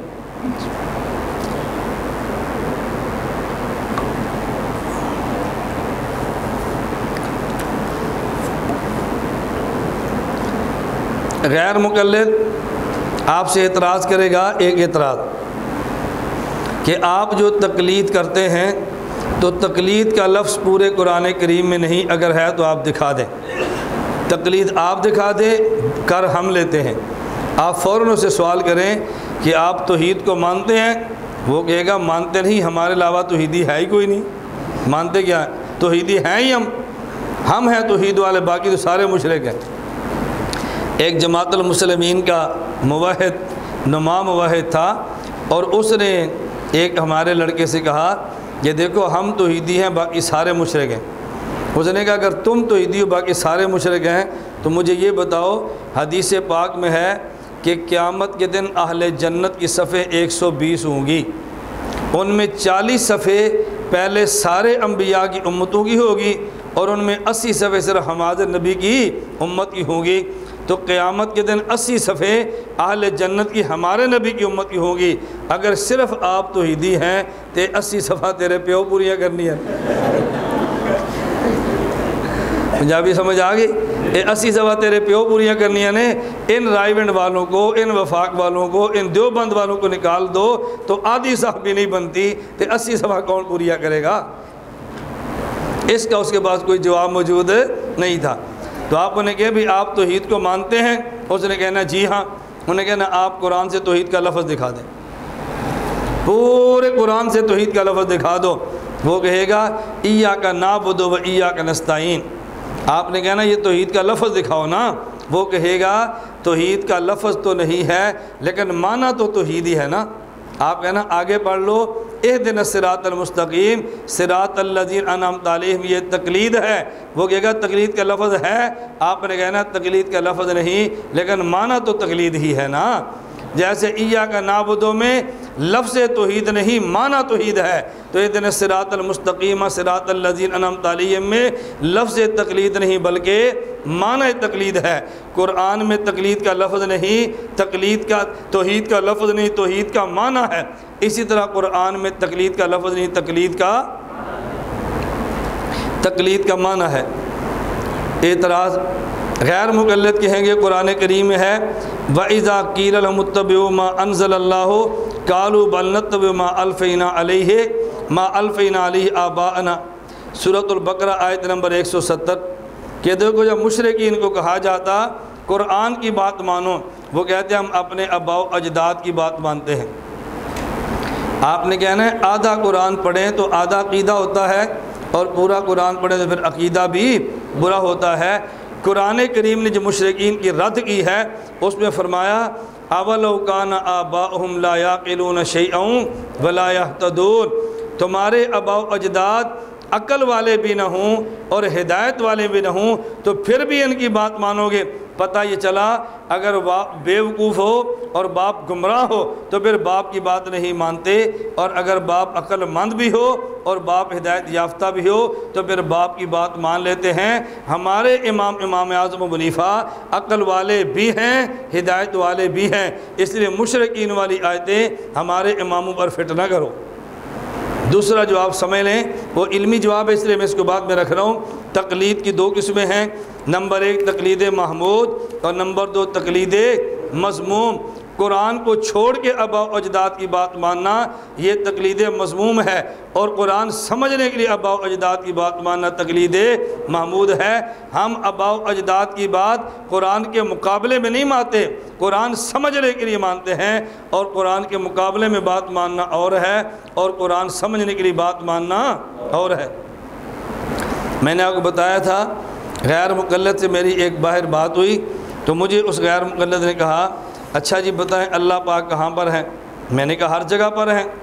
مجھے کہتے ہیں دلیل؟ میں نے کہا قرآن کریم میں ہے وَلِلَّهِ الْمَشْرِقُ وَالْمَغْرِبُ فَأَيْنَمَا تُوَلُّوا فَثَمَّ وَجْهُ اللَّهِ، مشرق بھی اللہ کا، مغرب بھی اللہ کا، تم جدھر رخ کرو گے ادھر اللہ کی ذات موجود ہے۔ مجھے کہتا ہے فَثَمَّ وَجْهُ اللَّهِ سے مراد اللہ کی ذات نہیں بلکہ اللہ کا علم، اللہ کی قدرت ہے۔ اس کے ٹیبل پہ ترجمہ مولانا محمد جوناگڑھی غیر مقلد کا تھا، میں نے وہ ترجمہ اٹھایا، میں نے کہا یہ دیکھو مولانا محمد جوناگڑھی صاحب نے ترجمہ کیا ہے مشرق بھی اللہ کا، مغرب بھی اللہ کا، تم جدھر منہ کرو گے ادھر منہ اللہ کا، تم جدھر منہ کرو گے ادھر منہ اللہ کا۔ میں نے کہا منہ ذات کا ہوتا ہے یا منہ علم کا ہوتا ہے؟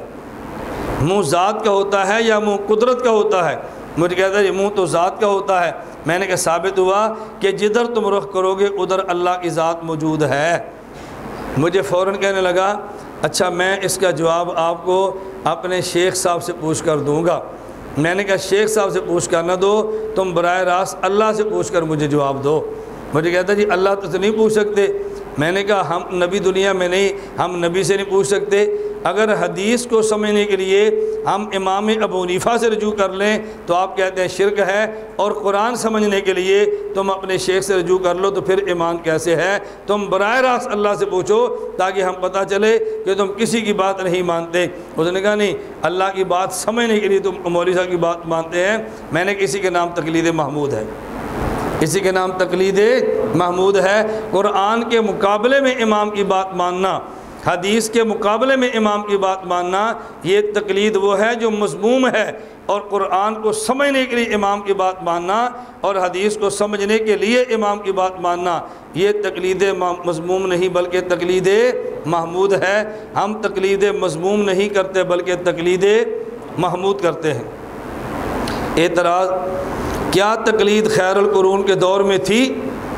کیا تقلید خیر القرون کے دور میں، صحابہ کے دور میں بھی تھی؟ آپ نے کہنا جی ہاں، صحابہ کے دور میں بھی تھی۔ ایک صحابی اجتہاد کرتا تھا اور دوسرا مسئلے کو مان لیتا تھا۔ علام الموقعین میں علامہ ابن قیم رحمہ اللہ لکھا ہے کہ 130 تقریباً صحابہ کرام مجتہدین تھے اور باقی مجتہدین نہیں تھے، تو 130 جو مجتہد تھے یہ اجتہاد کرتے تھے اور باقی اس کو مان لیتے تھے، اور ایک مجتہد اجتہاد کرے اور دوسرا مان لے، اسی کا نام ہی تقلید ہوتا ہے۔ تو تقلید صحابہ کرام رضی اللہ عنہم اجمعین کے دور سے چلی آ رہی ہے، یہ آج کی کوئی نئی چیز نہیں ہے۔ فرق صرف اتنا ہے کہ جب فن فقہ ایجاد نہیں تھا تو تقلید کے الفاظ موجود نہیں تھے، اور جب فن فقہ ایجاد ہو گیا تو پھر باقاعدہ مجتہد کی بات ماننے کا نام رکھ کے بطور تقلید دنیا میں اس کو نافذ کر دیا گیا۔ یہ دنیا میں ایسے ہوتا ہے کہ جب تک فن ایجاد نہ ہو چیزیں موجود ہوتی ہیں لیکن ان کے لیے مخصوص الفاظ نہیں ہوتے، اور جب فن ایجاد ہو جائے پھر ان کے لیے باضابطہ الفاظ آ جاتے ہیں۔ میں نے آپ کو پہلے بھی کہا تھا کہ جب آپ گرامر کی بات کرتے ہیں، یہ جو حروف جارہ ہیں، یہ ماولا مشبہتان ہیں، یہ لائنب، یہ جنس ہے، اور یہ حروف فلاں ہیں، آپ ساری باتیں کرتے ہیں۔ اب دیکھو یہ حروف اور یہ عامل اللہ کے نبی کے دور میں بھی تھے، صحابہ کے دور میں بھی تھے رضی اللہ عنہم، لیکن باضابطہ ان کے نام نہیں تھے جو نحو اور صرف رکھ لیے ہیں۔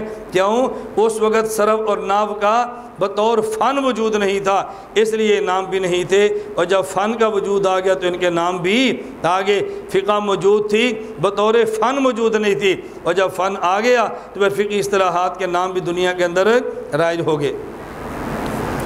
غیر مقلد بھی کہے گا، اور غیر مقلدین کی شاخ ایک ہے جماعت المسلمین، جن کا نام جماعت المسلمین ہے اور کام جماعت المکفرین ہے۔ نام مسلمانوں والا ہے اور کام کافروں والا ہے۔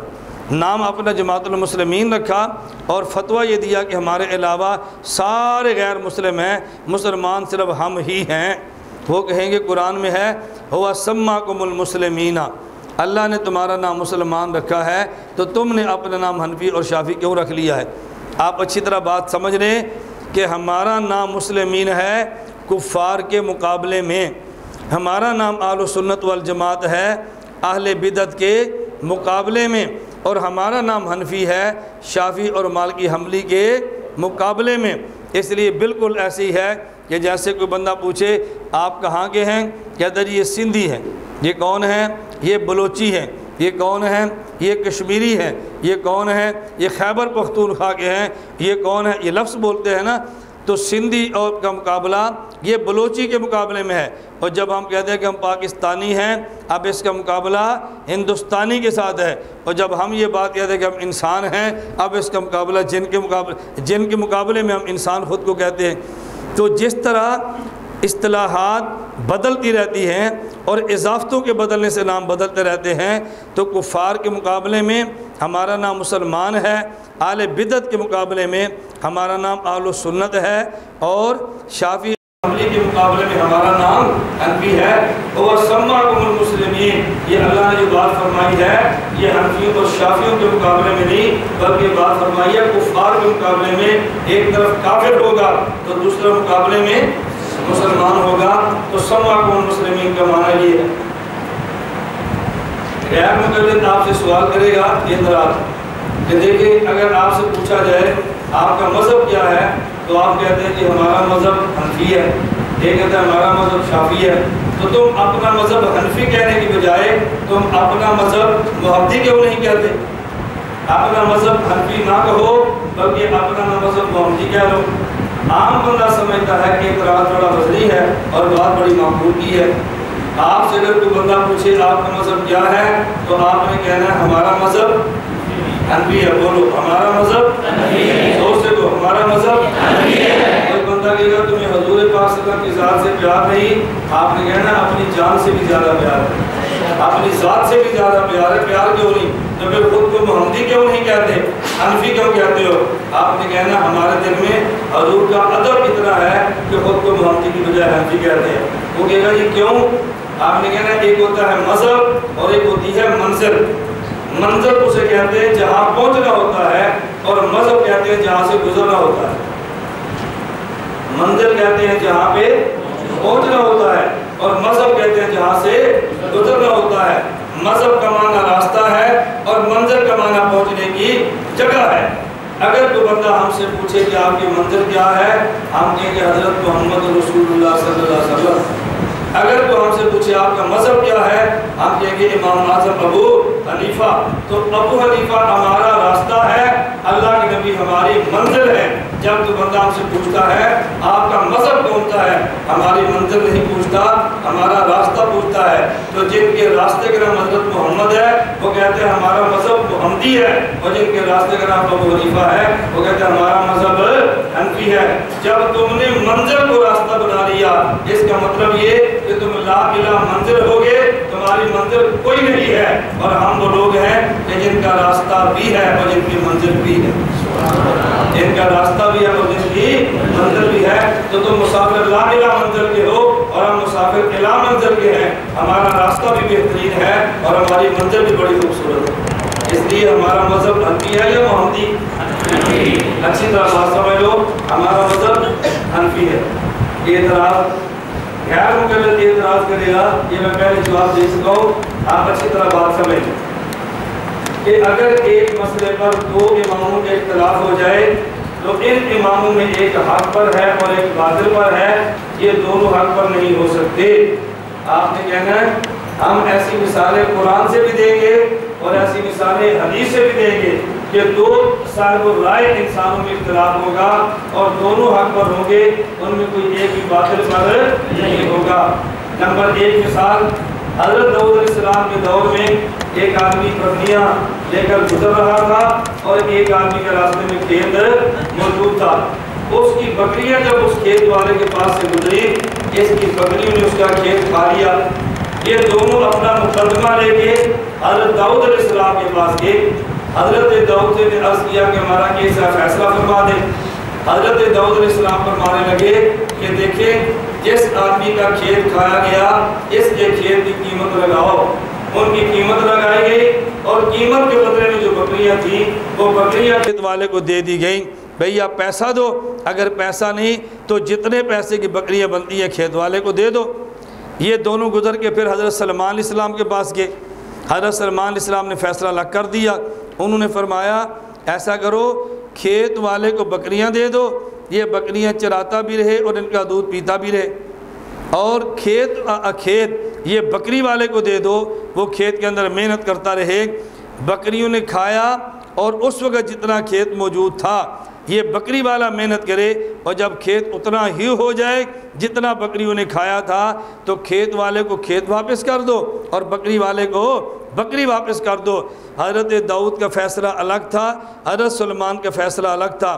اللہ رب العزت فرماتے ہیں وَدَاوُودَ وَسُلَيْمَانَ اِذْ يَحْكُمَانِ فِي الْحَرْثِ اِذْ نَفَشَتْ فِيهِ غَنَمُ الْقَوْمِ وَكُنَّا لِحُكْمِهِمْ شَاهِدِينَ فَفَهَّمْنَاهَا سُلَيْمَانَ وَكُلًّا آتَيْنَا حُكْمًا وَعِلْمًا۔ حضرت داؤد بھی ٹھیک تھے، حضرت سلمان بھی ٹھیک تھے، لیکن سلمان علیہ السلام کا فیصلہ بنسبت حضرت داؤد کے زیادہ بہتر تھا، لیکن غلط وہ بھی نہیں تھا، غلط یہ بھی نہیں تھا۔ قرآن میں آ گیا ایک مسئلے پر دو نبیوں کی رائے ہے لیکن دونوں ٹھیک ہیں۔ نمبر دو حدیث مبارک میں آ گیا، میں پہلے بات بچا چکا ہوں، حضرت عبداللہ بن عمر رضی اللہ تعالیٰ عنہما فرماتے ہیں کہ جب جنگ خندق سے فارغ ہوئے اللہ کے نبی نے فرمایا لا یصلین احد العصر الا فی بنی قریظہ، یہاں سے جلدی نکلو، بنو قریظہ کے محلے میں عصر کی نماز پڑھنی ہے۔ فادرک بعضهم العصر فی الطریق، راستے میں عصر کا وقت ہو گیا، اب خدشہ ہو گیا اگر عصر کی نماز یہاں نہیں پڑھتے بنو قریظہ کے محلے میں جاتے ہیں نماز قضا ہو جائے گی، تو بعضوں نے کہا عصر کی نماز یہاں پڑھ لو قضا نہ ہو۔ اللہ کے نبی کی مراد یہ تھی کہ تم نے جلدی جانا ہے، ہمیں تاخیر ہو گئی، نماز تو خراب نہ کرو۔ اور بعضوں نے کہا نہیں، اللہ کے نبی کی منشا یہ تھی کہ تم نے عصر وہاں پڑھنی ہے، قضا بھی ہو جائے ہم تب بھی عصر کی نماز بنو قریظہ کے محلے میں جا کر پڑھیں گے۔ تو بعضوں نے قضا پڑھ لی بنو قریظہ کے محلے میں اور بعضوں نے ادا پڑھ لی رستے میں۔ جب رسول اللہ صلی اللہ علیہ وسلم کو اطلاع ملی، کہتے ہیں اللہ کے نبی کو اطلاع ملی فلم یعن واحدا منہم، اللہ کے نبی نے کسی ایک پر بھی اعتراض نہیں کیا بلکہ دونوں کی نمازوں کو قبول کر لیا۔ تو جب ایک مسئلے پہ دو نبیوں کا اختلاف ہو جائے کوئی ایک بھی قابل اعتراض نہیں، اور اجتہادی مسئلے میں دو صحابہ کے اختلاف ہو جائے کوئی ایک بھی قابل اعتراض نہیں، اور اگر ایک مسئلے میں دو فقہا اور دو مجتہدین کا اعتراض ہو جائے تو ایک بھی قابل اعتراض نہیں۔ زیادہ سے زیادہ ہم ایک کو حق اور دوسرے کو خطا کہہ سکتے ہیں۔ حق پہ اجران کا وعدہ ہے اور خطا پہ اجر کا وعدہ ہے، حق پہ ڈبل جنت ہے اور خطا پہ سنگل جنت ہے، لیکن یہ نہیں کہہ سکتے ایک حق ہے اور ایک باطل ہے۔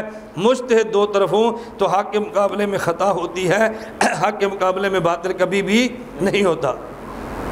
اعتراض غیر مقلدین اعتراض ہی کرتے ہیں کہ دیکھیں کتنے مسائل میں حضرت امام ابو یوسف نے امام ابو حنیفہ سے اختلاف کیا ہے، کتنے مسائل میں حضرت امام محمد نے امام ابو یوسف سے اختلاف کیا ہے۔ ان کا طرز کیا ہوتا ہے؟ ان کا طرز یہ ہوتا ہے کہ دیکھو امام ابو حنیفہ کی بات ان کے شاگرد نہیں مانتے تو ہم کیوں مانیں؟ اگر امام حنیفہ کو بڑے فقیہ مجتہد ہوتے تو شاگرد ان کی بات مان لیتے، تو جن کی بات شاگردوں نے نہیں مانی ہم ان کی بات کیسے مانیں؟ امام محمد ان کی بات نہیں مانتے، امام ابو یوسف ان کی بات نہیں مانتے، ہم ان کی بات کیسے مانیں؟ میں کہا کرتا ہوں اللہ کا شکر ہے کہ غیر مقلد حضرت داؤد علیہ السلام کے زمانے میں نہیں تھے، اللہ کا شکر ہے حضرت سلمان علیہ السلام کے زمانے میں نہیں تھے۔ کیوں؟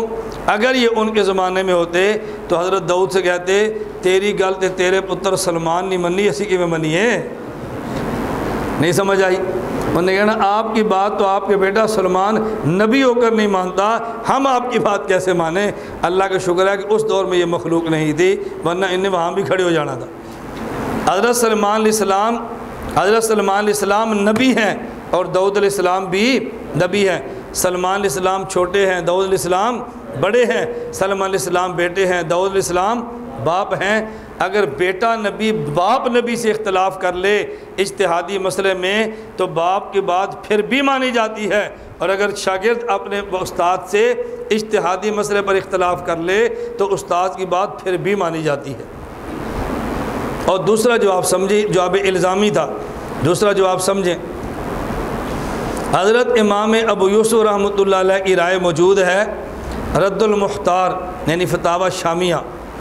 اصل فتاوی شامیہ کا متن ہے تنویر الابصار، تنویر الابصار کی شرح ہے الدر المختار، الدر المختار کا حاشیہ ہے رد المختار، جسے فتاوی شامیہ کہتے ہیں اور فتاوی ابن عابدین بھی کہتے ہیں۔ بات سمجھ آ گئی؟ اصل متن کیا ہے؟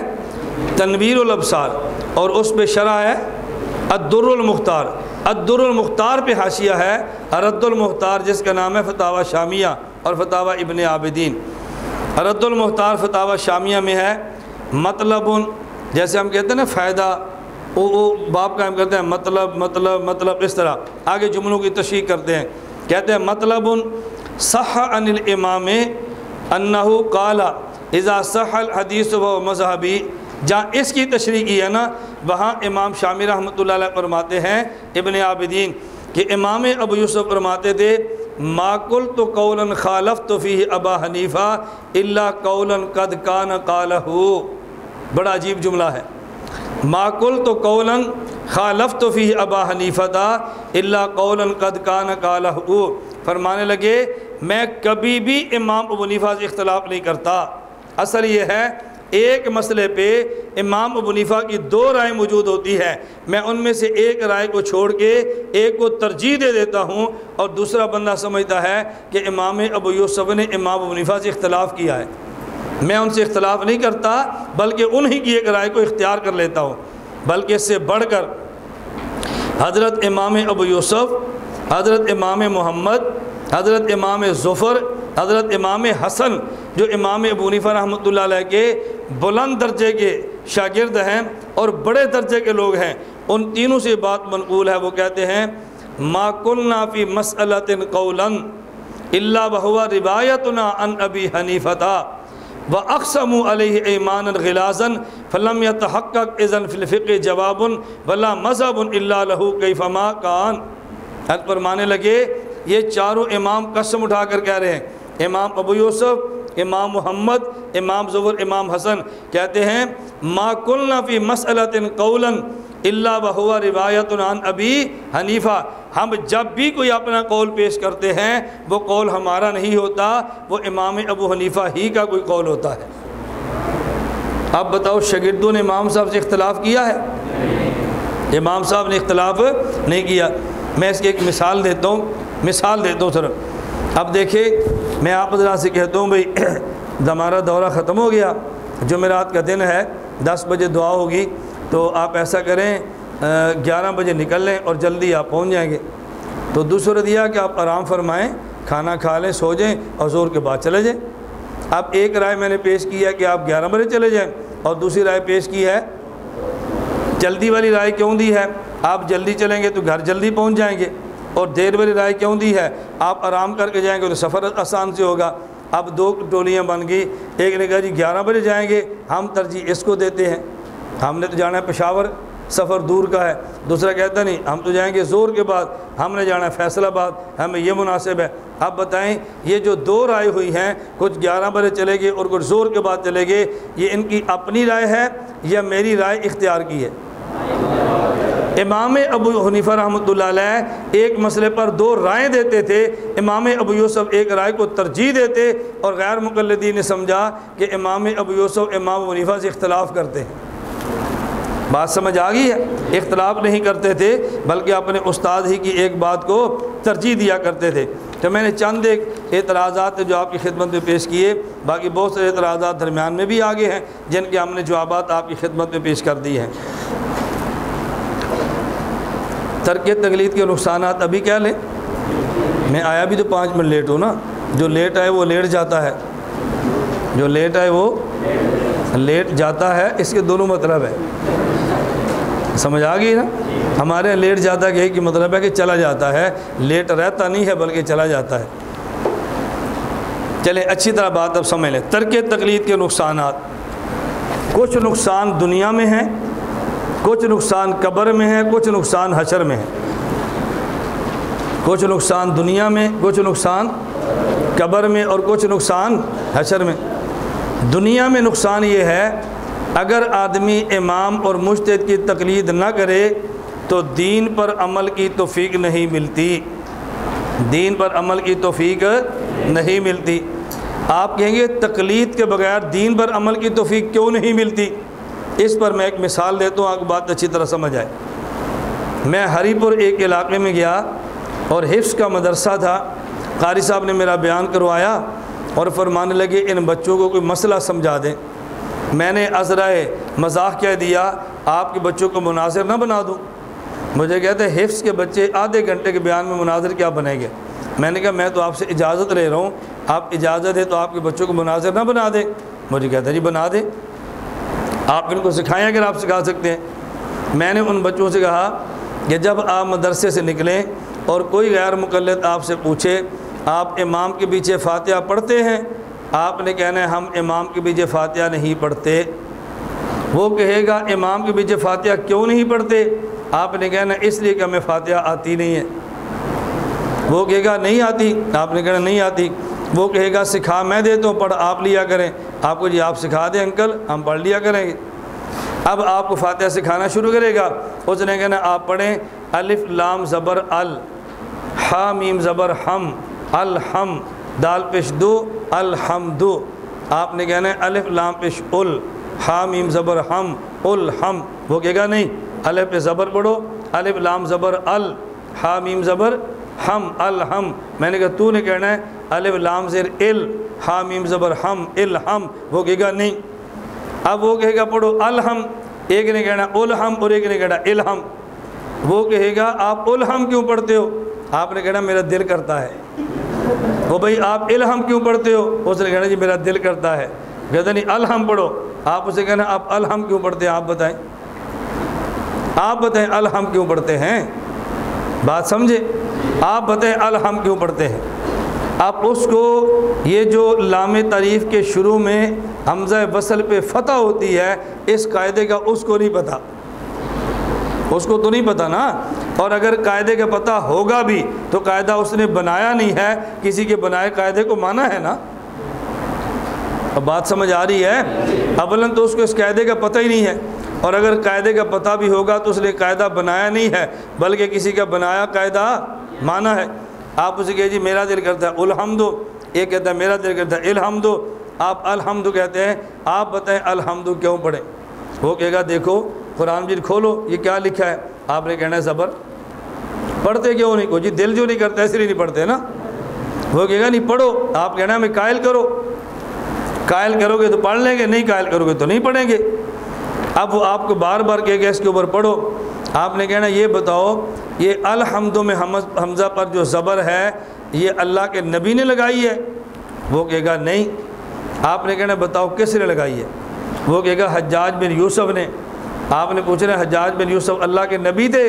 اس نے کہنا نہیں۔ اس نے کہا امتی کی بات تو ہم نہیں مانتے، ہمیں نبی بتاؤ۔ امتی کی بات نہیں مانتے، ہمیں نبی بتاؤ۔ اچھا یہ بتاؤ یہ حجاج بن یوسف مکہ کا تھا یا مدینہ کا؟ اس نے کہنا کوفہ کا۔ آپ نے کہنا کوفہ کا تو امام ابو حنیفہ ہو، ہم اس کی نہیں مانتے تو حجاج کی کیسے مانے؟ اچھا یہ بتاؤ یہ حجاج عادل تھا؟ اس نے کہنا جی ظالم۔ اس نے کہنا ہم تو عادل کی تقلید نہیں کرتے تو ظالم کی کیسے کریں؟ ہمیں دلیل سے بتاؤ حمزے پر زبر کیوں پڑھنی ہے؟ میں نے کہا یہ بچے کھڑے ہو جائیں، غیر مقلد ان سے بات نہیں کر سکتا۔ پتہ یہ چلا پورا دین تو کجا، ساری احادیث قرآن کی شرح ہیں اور قرآن کا متن سورۃ الفاتحہ ہے۔ سورۃ الفاتحہ کے شروع میں الف کا حمزہ، اس پر زبر اس وقت تک ثابت نہیں ہوتی جب تک انسان تقلید نہ کرے، جب تک انسان تقلید نہ کرے۔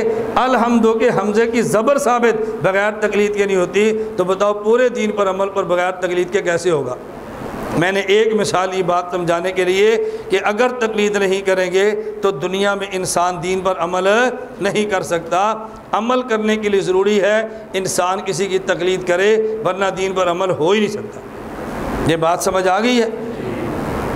دوسری بات سمجھیں، اگر آدمی تقلید نہ کرے تو آدمی کا نفع نہیں بلکہ نقصان ہوتا ہے، اور تقلید کرے تو پھر انسان کو دین بھی ملتی ہے، دین بھی ملتا ہے اور دنیا بھی مل جاتی ہے، اور اگر تقلید نہ کرے تو انسان کے ہاتھوں دین بھی جاتا ہے اور دنیا بھی دونوں چلی جاتی ہے۔ ربنا آتنا فی الدنیا حسنہ وفی الآخرۃ حسنہ وقنا عذاب النار۔ دنیا کی نعمت تب ملتی ہے جب اعتماد انجینئر پر ہو، اور دین کی نعمت تب ملتی ہے جب اعتماد مجتہد پر ہو۔ انجینئر کی تقلید نہ کرے تو دنیا کی نعمت نہیں ملتی، اور مجتہد کی تقلید نہ کرے تو پھر دین کی نعمت نہیں ملتی۔ اگر تقلید نہ کرے تو نقصان ہی نقصان ہے، تقلید کریں گے تو فائدہ ہی فائدہ ہے۔ تقلید کا فائدہ اور نقصان کیا ہے، اس پر ایک مثال سمجھے۔ میں مثال دیتا ہوں بات سمجھانے کے لیے۔ غیر مقلد آ کر کہتا ہے کہ جی میرے ابو جی بیمار ہیں، ہسپتال میں داخل ہیں، اور ڈاکٹر نے کہا ایک بوتل خون لاؤ، ان کو خون دینا ہے۔ تو یہ غیر مقلد آیا تو ہم نے کہا بھی اپنے شیخ صاحب کے پاس جاؤ، اپنے امام مولوی کے پاس جاؤ۔ اپنے مولوی کے پاس اس نے کہا جی میں گیا تھا، اس نے کہا کہ ایک بوتل لو اور اپنے ابو کا خون نکال لو۔ میں نے کہا جی ڈاکٹر صاحب نے کہا خون دینا ہے، آپ کہتے ہیں ایک بوتل نکال لو۔ اس نے کہا بیٹا ہم ڈاکٹر کے پابند نہیں، اللہ کے نبی کے پابند ہیں۔ ہم نے جتنی احادیث پڑھی ہے مریض کو خون دینے کا ذکر کسی حدیث میں نہیں ہے، حجامہ لگا کے مریض کا خون نکالنے کا ذکر ہے، اس لیے اپنے ابا کا خون ایک بوتل نکال تاکہ ٹھیک ہو جائے۔ اس نے کہا استاد تو مر جائے گا۔ اس نے کہا مرتا ہے تو مرنے دے، ایمان قیمتی ہے یا ابا قیمتی ہے؟ ہم شریعت کے پابند ہیں، باپ کے پابند نہیں ہیں۔ اب اچھا میں حنفی عالم سے پوچھ لوں؟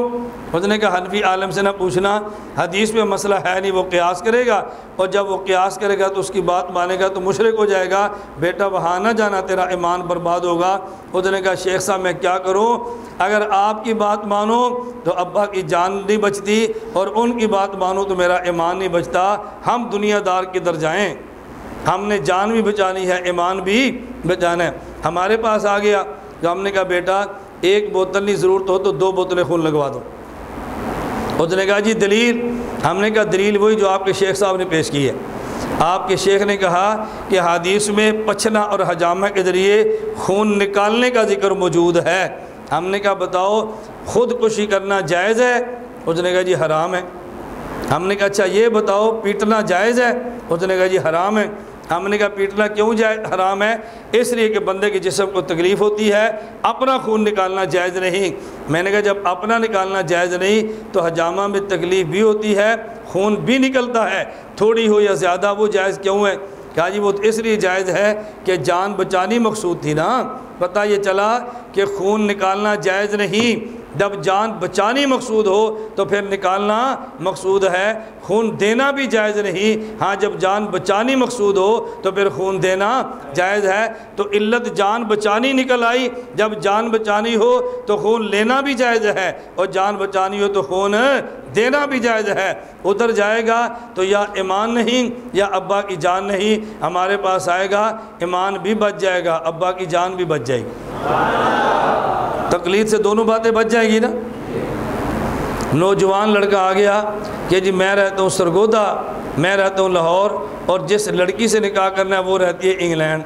تو ہم نے کہا کر لو۔ انہوں نے کہا جی کریں کیسے؟ میں انگلینڈ نہیں جا سکتا، وہ لاہور نہیں آ سکتی، شادی کے لیے ضروری ہے یا وہ آئے یا میں جاؤں۔ انہوں نے کہا ٹیلی فونک نکاح کر لو۔ اس نے کہا جی میں اہل حدیث ہوں، حنفی نہیں ہوں۔ ہم نے کہا پھر؟ میں اپنے شیخ صاحب کے پاس گیا ہوں کہ حضرت جی اللہ کے لیے کچھ کریں، تو شیخ صاحب نے ہمیں فرمایا کہ دیکھو بیٹا اس کو پاکستان بلا لو۔ ہم نے کہا جی نہیں آ سکتی۔ تو پھر آپ انگلینڈ چلے جاؤ۔ تو اس نے کہا جی کاغذات نہیں بنتے جب تک نکاح نہ ہو، تو ٹیلی فونک نکاح کرا دیں۔ تو شیخ صاحب نے فرمایا اللہ کے نبی کے دور میں ٹیلی فون نہیں تھا، اس لیے ٹیلی فونک نکاح کا کوئی جواز موجود نہیں۔ اس نے کہا حضرت پھر میں حنفی عالم سے پوچھ لوں؟ اس نے کہا اس سے پوچھے گا وہ گنجائش نکال لے گا، لیکن قیاس کرے گا، اور وہ قیاس کر کے مسئلہ بتائے گا، تو بات مان لے گا تو مشرک ہو جائے گا، تو تیرا ایمان ختم ہو جائے گا۔ اس نے کہا شیخ صاحب پھر میں کیا بتاؤں؟ آپ کی بات میں کیا کروں؟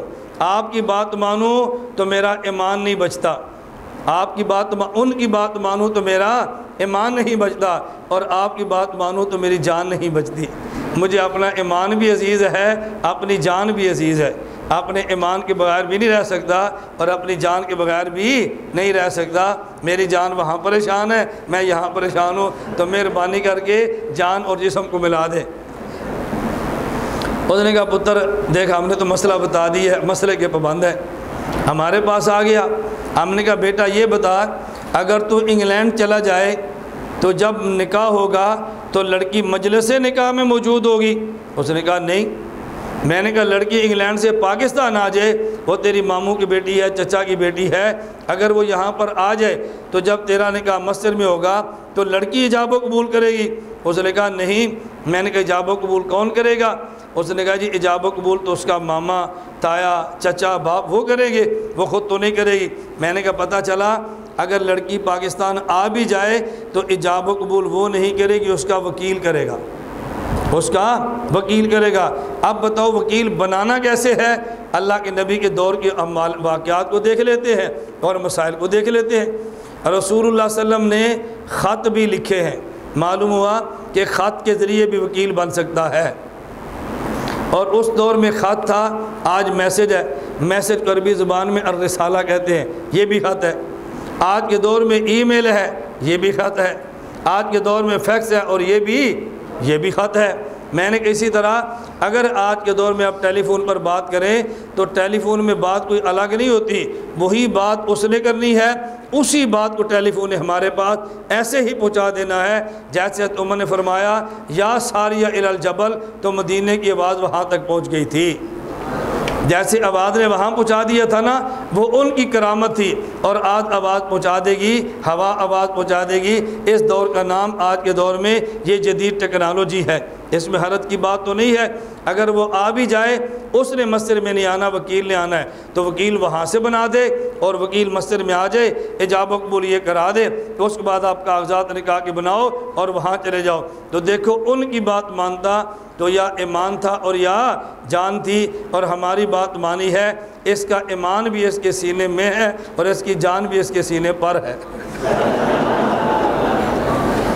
اس کا ایمان بھی اس کے سینے میں ہے اور اس کی جان بھی اس کے سینے پر ہے۔ ہم نے سینے سے ایمان کو بھی جدا نہیں ہونے دیا، اور ہم نے سینے سے جان کو بھی جدا نہیں ہونے دیا۔ بات ٹھیک ہے؟ یہ تقلید کے فائدے ہیں یا نقصانات ہیں؟ فائدے ہیں۔ تو دنیا میں تقلید کا نہ کرنے کا نقصان یہ ہے کہ کبھی آدمی کا ایمان نہیں رہتا، کبھی ایمان آدمی کی جان نہیں رہتی۔ تقلید کرے تو ایمان بھی پاس رہتا ہے، جان بھی پاس رہتی ہے۔ پاس رکھنا یہ پاس نہیں رکھنا، تو مانتے ہی نہیں ہو۔ آپ کو جان کی قیمت ہی نہیں ہے نا، آپ نے کیا رکھنا ہے؟ یہ جو قیمت سمجھتے تو وہی کرتا ہے نا۔ آپ تو ہماری 3 جانیں، ہم نے 3 جانیں سنبھالی ہیں۔ لوگ ایک جسم و جان سنبھالنی مشکل ہوتی ہے، ہمارے چھوٹے سے جسم نے 3 جانیں سنبھالی ہیں، اور اللہ سے دعا بھی کرتا ہے اللہ چوتھی بھی عطا فرمائے۔ آدمی کو دعا تو اللہ سے کرنی چاہیے نا۔ ہمارے شیخ حکیم اختر صاحب رحمۃ اللہ علیہ فرماتے ہیں اپنے نفس کو جائز اتنی خوشیاں دو، یہ ناجائز کے تقاضے چھوڑ دے۔ اس کو اتنی جائز خوشیاں دو، ناجائز کے تقاضے چھوڑ دے۔ آج لوگ دوسرے نکاح کو عیب سمجھتے ہیں، اور 2 گرل فرینڈ رکھی ہو تو اس کو عیب کوئی نہیں سمجھتا۔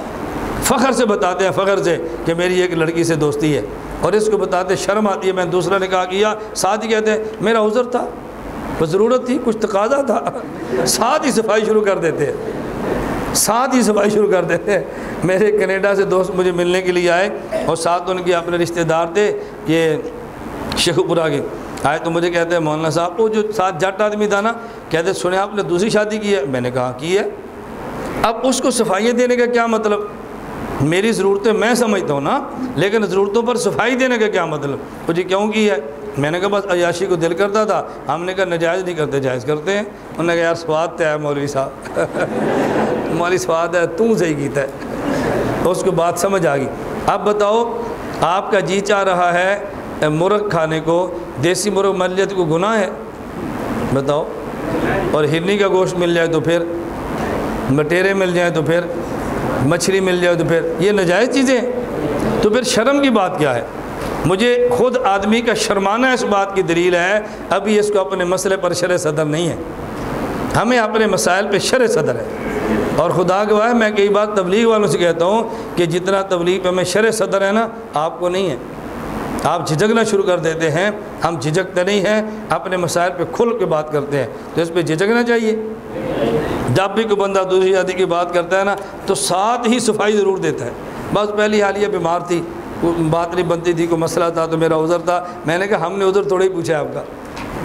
ایک میرے دوست ہے، مجھے انہوں نے کہا جی مولانا صاحب میرا خیال ہے میں دوسری شادی کرنا چاہتا ہوں اور میرے گھر والوں کی طرف سے مجھے اجازت ہے، اور کوئی ایسا مسئلہ نہیں ہے۔ میں نے کہا ہمیں لمبی تفصیل نہ سناؤ، آپ نے کہہ دیا کرنی ہے، ہم کوشش کریں گے۔ وہ پہلی راضی ہے، راضی نہیں، آپ کا مسئلہ ہے، ہمارا مسئلہ نہیں ہے، ہمیں سوائیاں آپ کیوں دیتے ہیں؟ آپ تھوڑا سا نا دل بڑا رکھ کے کام کیا کرو۔ قبر میں نقصان کیا ہے؟ ایک نقصان دنیا میں سمجھ آ گیا، اور قبر کا نقصان صحیح بخاری میں روایت موجود ہے، باب المیت یسم و خفق النعال۔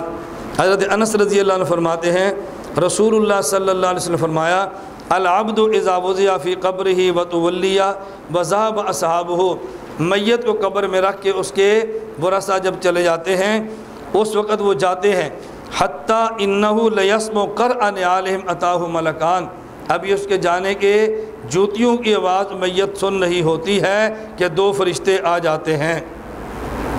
ایک پروفیسر غیر مقلد ہے، پروفیسر طالب الرحمان، اس نے کتاب لکھی ہے آئیے عقیدہ سیکھیے، اس میں عنوان قائم کیا ہے سماع موتا، اور اس میں سوال جواب کی پوری کتاب لکھی ہے۔ سوال کرتا ہے کیا مردے سنتے ہیں؟ کیا مردے سنتے ہیں؟ چلیں یہ حدیث پوری کر لیں پھر میں آپ کو سناتا ہوں، ایک جو آگے آئے گا نا یہ پوری کر لیں پھر یہ سناتا ہوں۔ فرشتے آ جاتے ہیں، فاقعداہ، اس کو بٹھا دیتے ہیں، اور پھر فرشتے پوچھتے ہیں ما کنت تقول فی ھذا الرجل، محمد صلی اللہ علیہ وسلم اس شخص کے بارے میں تو کیا کہتا ہے؟ تو وہ کہتا ہے اشہد انہ عبد اللہ ورسولہ، میں گواہی دیتا ہوں اللہ کے بندے اور اللہ کے رسول ہیں۔ پھر کہا جاتا ہے انظر الی مقعدک من النار ابدلک اللہ بمقعد من الجنہ، یہ دیکھ تیرا جہنم کا ٹھکانہ ہے، اگر صحیح جواب نہ دیتا تو نے یہاں جانا تھا، اب صحیح جواب دیا، اب تجھے جنت کا ٹھکانہ ہم نے دکھا دیا ہے۔ فجراہما جمیعا، یہ دونوں ٹھکانے دیکھ لیتا ہے۔ وَأَمَّا الْكَافِرُ أَوِ الْمُنَافِقُ، اگر کافر یا منافق ہو وہ کہتا ہے لا ادری، مجھے کچھ پتہ نہیں آدمی کون ہے، کن تو اقول ما یقول الناس، دنیا میں وہی باتیں کہتا جو عام لوگ کہتے تھے۔ فیقال لا دریتا ولا تریتا، یہ لفظ یاد رکھ لیں، لا دریتا، اس کو یاد رکھیں، لا دریتا ولا تلیتا، ثم یضرب بمطرقۃ من حدید، پھر اس کو لوہے کے گرز مارے جاتے ہیں، بین اذنیہ، اس کی کن پٹیوں پہ، فیصیح صیحۃ، یہ چیختا ہے، یسمعھا من یلیہ الا الثقلین، جنوں انس کے علاوہ ہر مخلوق اس کی چیخ کو سنتی ہے۔ اب ذرا بات سمجھیں، طالب الرحمان نے سرخی قائم کی سماع موتا، سوال کیا کیا مردہ سنتا ہے؟ جواب وہ مردہ ہی کیا جو سنے۔ سوال کیا کیا مردہ سنتا ہے؟ جواب وہ مردہ ہی کیا جو سنے۔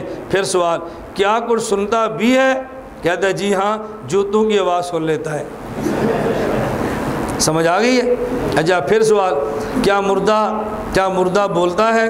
وہ مردہ ہی کیا جو بولے۔ پھر سوال کیا کچھ بولتا بھی ہے؟ اس نے کہا ہاں جب فرشتے مارے تو چیختا ہے۔ میں نے کہا جو کھانیاں تھی وہ سن لیتا ہے، وہ جو چیختا تھا اتنا بول لیتا ہے۔ نہیں سمجھیے آپ کو، جو غیر مقلد نے کھانے تھے وہ سن لیتا ہے، اور جتنا رونا تھا اتنا بول بھی لیتا ہے۔ جوتے کھانے ہیں ان کی آواز سن لیتا ہے، اور اس نے کھا کے رونا ہے اتنا چیخ بھی لیتا ہے، اس کے علاوہ نہ سنتا ہے نہ بولتا ہے۔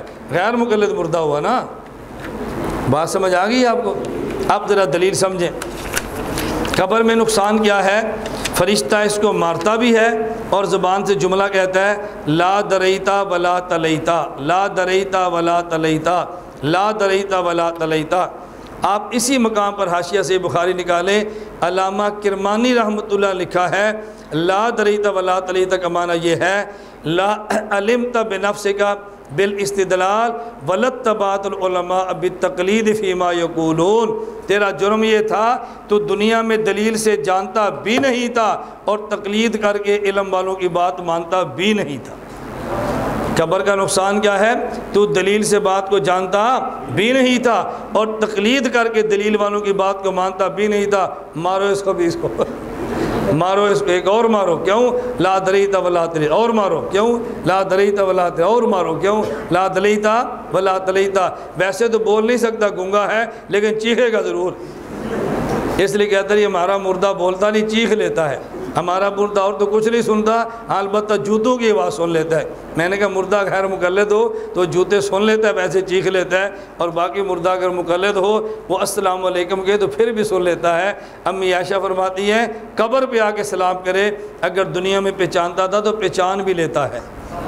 یہ کون فرماتی ہیں؟ ام المومنین امی عائشہ رضی اللہ تعالی عنہا۔ یہ مسند احمد بن حنبل کی روایت ہے۔ اور قبر کے بعد حشر کا نقصان کیا ہوگا؟ قرآن کریم سورۃ الملک آیت نمبر 10، لو کننا نسمع او نعقل ما کننا فی اصحاب السعیر، جب جہنمیوں کو جہنم میں ڈالا جائے گا ان کی زبان پہ جملہ جاری ہوگا لو کننا نسمع او نعقل ما کننا فی اصحاب السعیر۔ تفسیر عزیزی میں بھی ہے اور تفسیر حقانی میں بھی ہے۔ لو کننا نسمع او نعقل کا معنی، نسمع اور نعقل کا معنی اچھی طرح سمجھنا۔ نسمع کا معنی کیا ہے اور ناقل کا معنی کیا ہے؟ نسمع کا معنی ہے نقبل اور ناقل کا معنی ہے نعلم۔ نسمع کا معنی کیا ہے جی؟ نقبل، اور ناقل کا معنی کیا ہے؟ نعلم۔ اے کاش ہم دلیل سے دنیا میں جانتے ہوتے یا دلیل والوں کی بات کو قبول کر لیتے تو آج جہنم میں نہ جاتے۔ دلیل سے بات جانے تو مجتہد ہوتا ہے، اور دلیل والے کی بات کو مانے تو پھر مقلد ہوتا ہے۔ یہ جہنم میں جائے گا اور ساتھ روئے گا اے کاش میں غیر مقلد نہ ہوتا، اے کاش میں غیر مقلد نہ ہوتا، اے کاش میں غیر مقلد نہ ہوتا۔ اب کاش سے کچھ نہیں ہوتا۔ فاعترفوا بذنبہم فسحقا لاصحاب السعیر۔ آج یہ کہیں گے ہمارا جرم ہم اعتراف کرتے ہیں، فرشتے کہیں گے دفع ہو جاؤ۔ اب اعتراف جرم کا کوئی فائدہ نہیں، اعتراف جرم کر کے توبہ کرنے کا وقت دنیا میں گزر گیا ہے۔ تو نسمع کا معنی کیا ہے؟ قبول کر لینا، سننا نہیں، قبول کر لینا۔ یا نسمع کا لغوی معنی مراد نہیں ہے، نسمع کا عرفی معنی مراد ہے۔ اگر کوئی ایک آدمی درخواست گورنمنٹ کے جی فلاں محکمے میں سیٹ آ گئی ہے تو جو بھرتی ہونا چاہتے ہیں آئیں درخواست دیں اور انٹرویو دیں۔ 100 آدمی انٹرویو دے دے اور ان میں 2 کا انٹرویو مان کر ان کو بھرتی کر لیا جائے تو لوگ ان 2 کو کہتے ہیں مبارک ہو تمہاری بات، مبارک ہو، مبارک ہو۔ کیوں؟ بھئی تمہاری سنی گئی ہے، تمہاری سنی گئی۔ انٹرویو تو سب کا سنا ہے، ان 2 کی سنی گئی کا مطلب یہ ہے کہ درخواستیں سب نے دی تھی لیکن تمہاری درخواست قبول ہو گئی ہے۔ تو نسمع کا معنی کیا ہے؟ نقبل۔ اللہ ہمیں یہ بات سمجھنے کی توفیق عطا فرمائے۔ تقلید کی تاریخ، تقلید کے دلائل اور تقلید پر شبہات کے جوابات اور ترک تقلید کے نقصانات۔ نہیں تقلید کریں گے تو دنیا میں بھی نقصان، قبر میں بھی نقصان، آخرت میں بھی نقصان۔ دعا فرمائیں اللہ ہم سب کو ائمہ، فقہاء اور مجتہدین پر اعتماد کرتے ہوئے ان کی تقلید کرنے کی توفیق عطا فرمائے۔ وآخر دعوانا ان الحمد للہ رب العالمین۔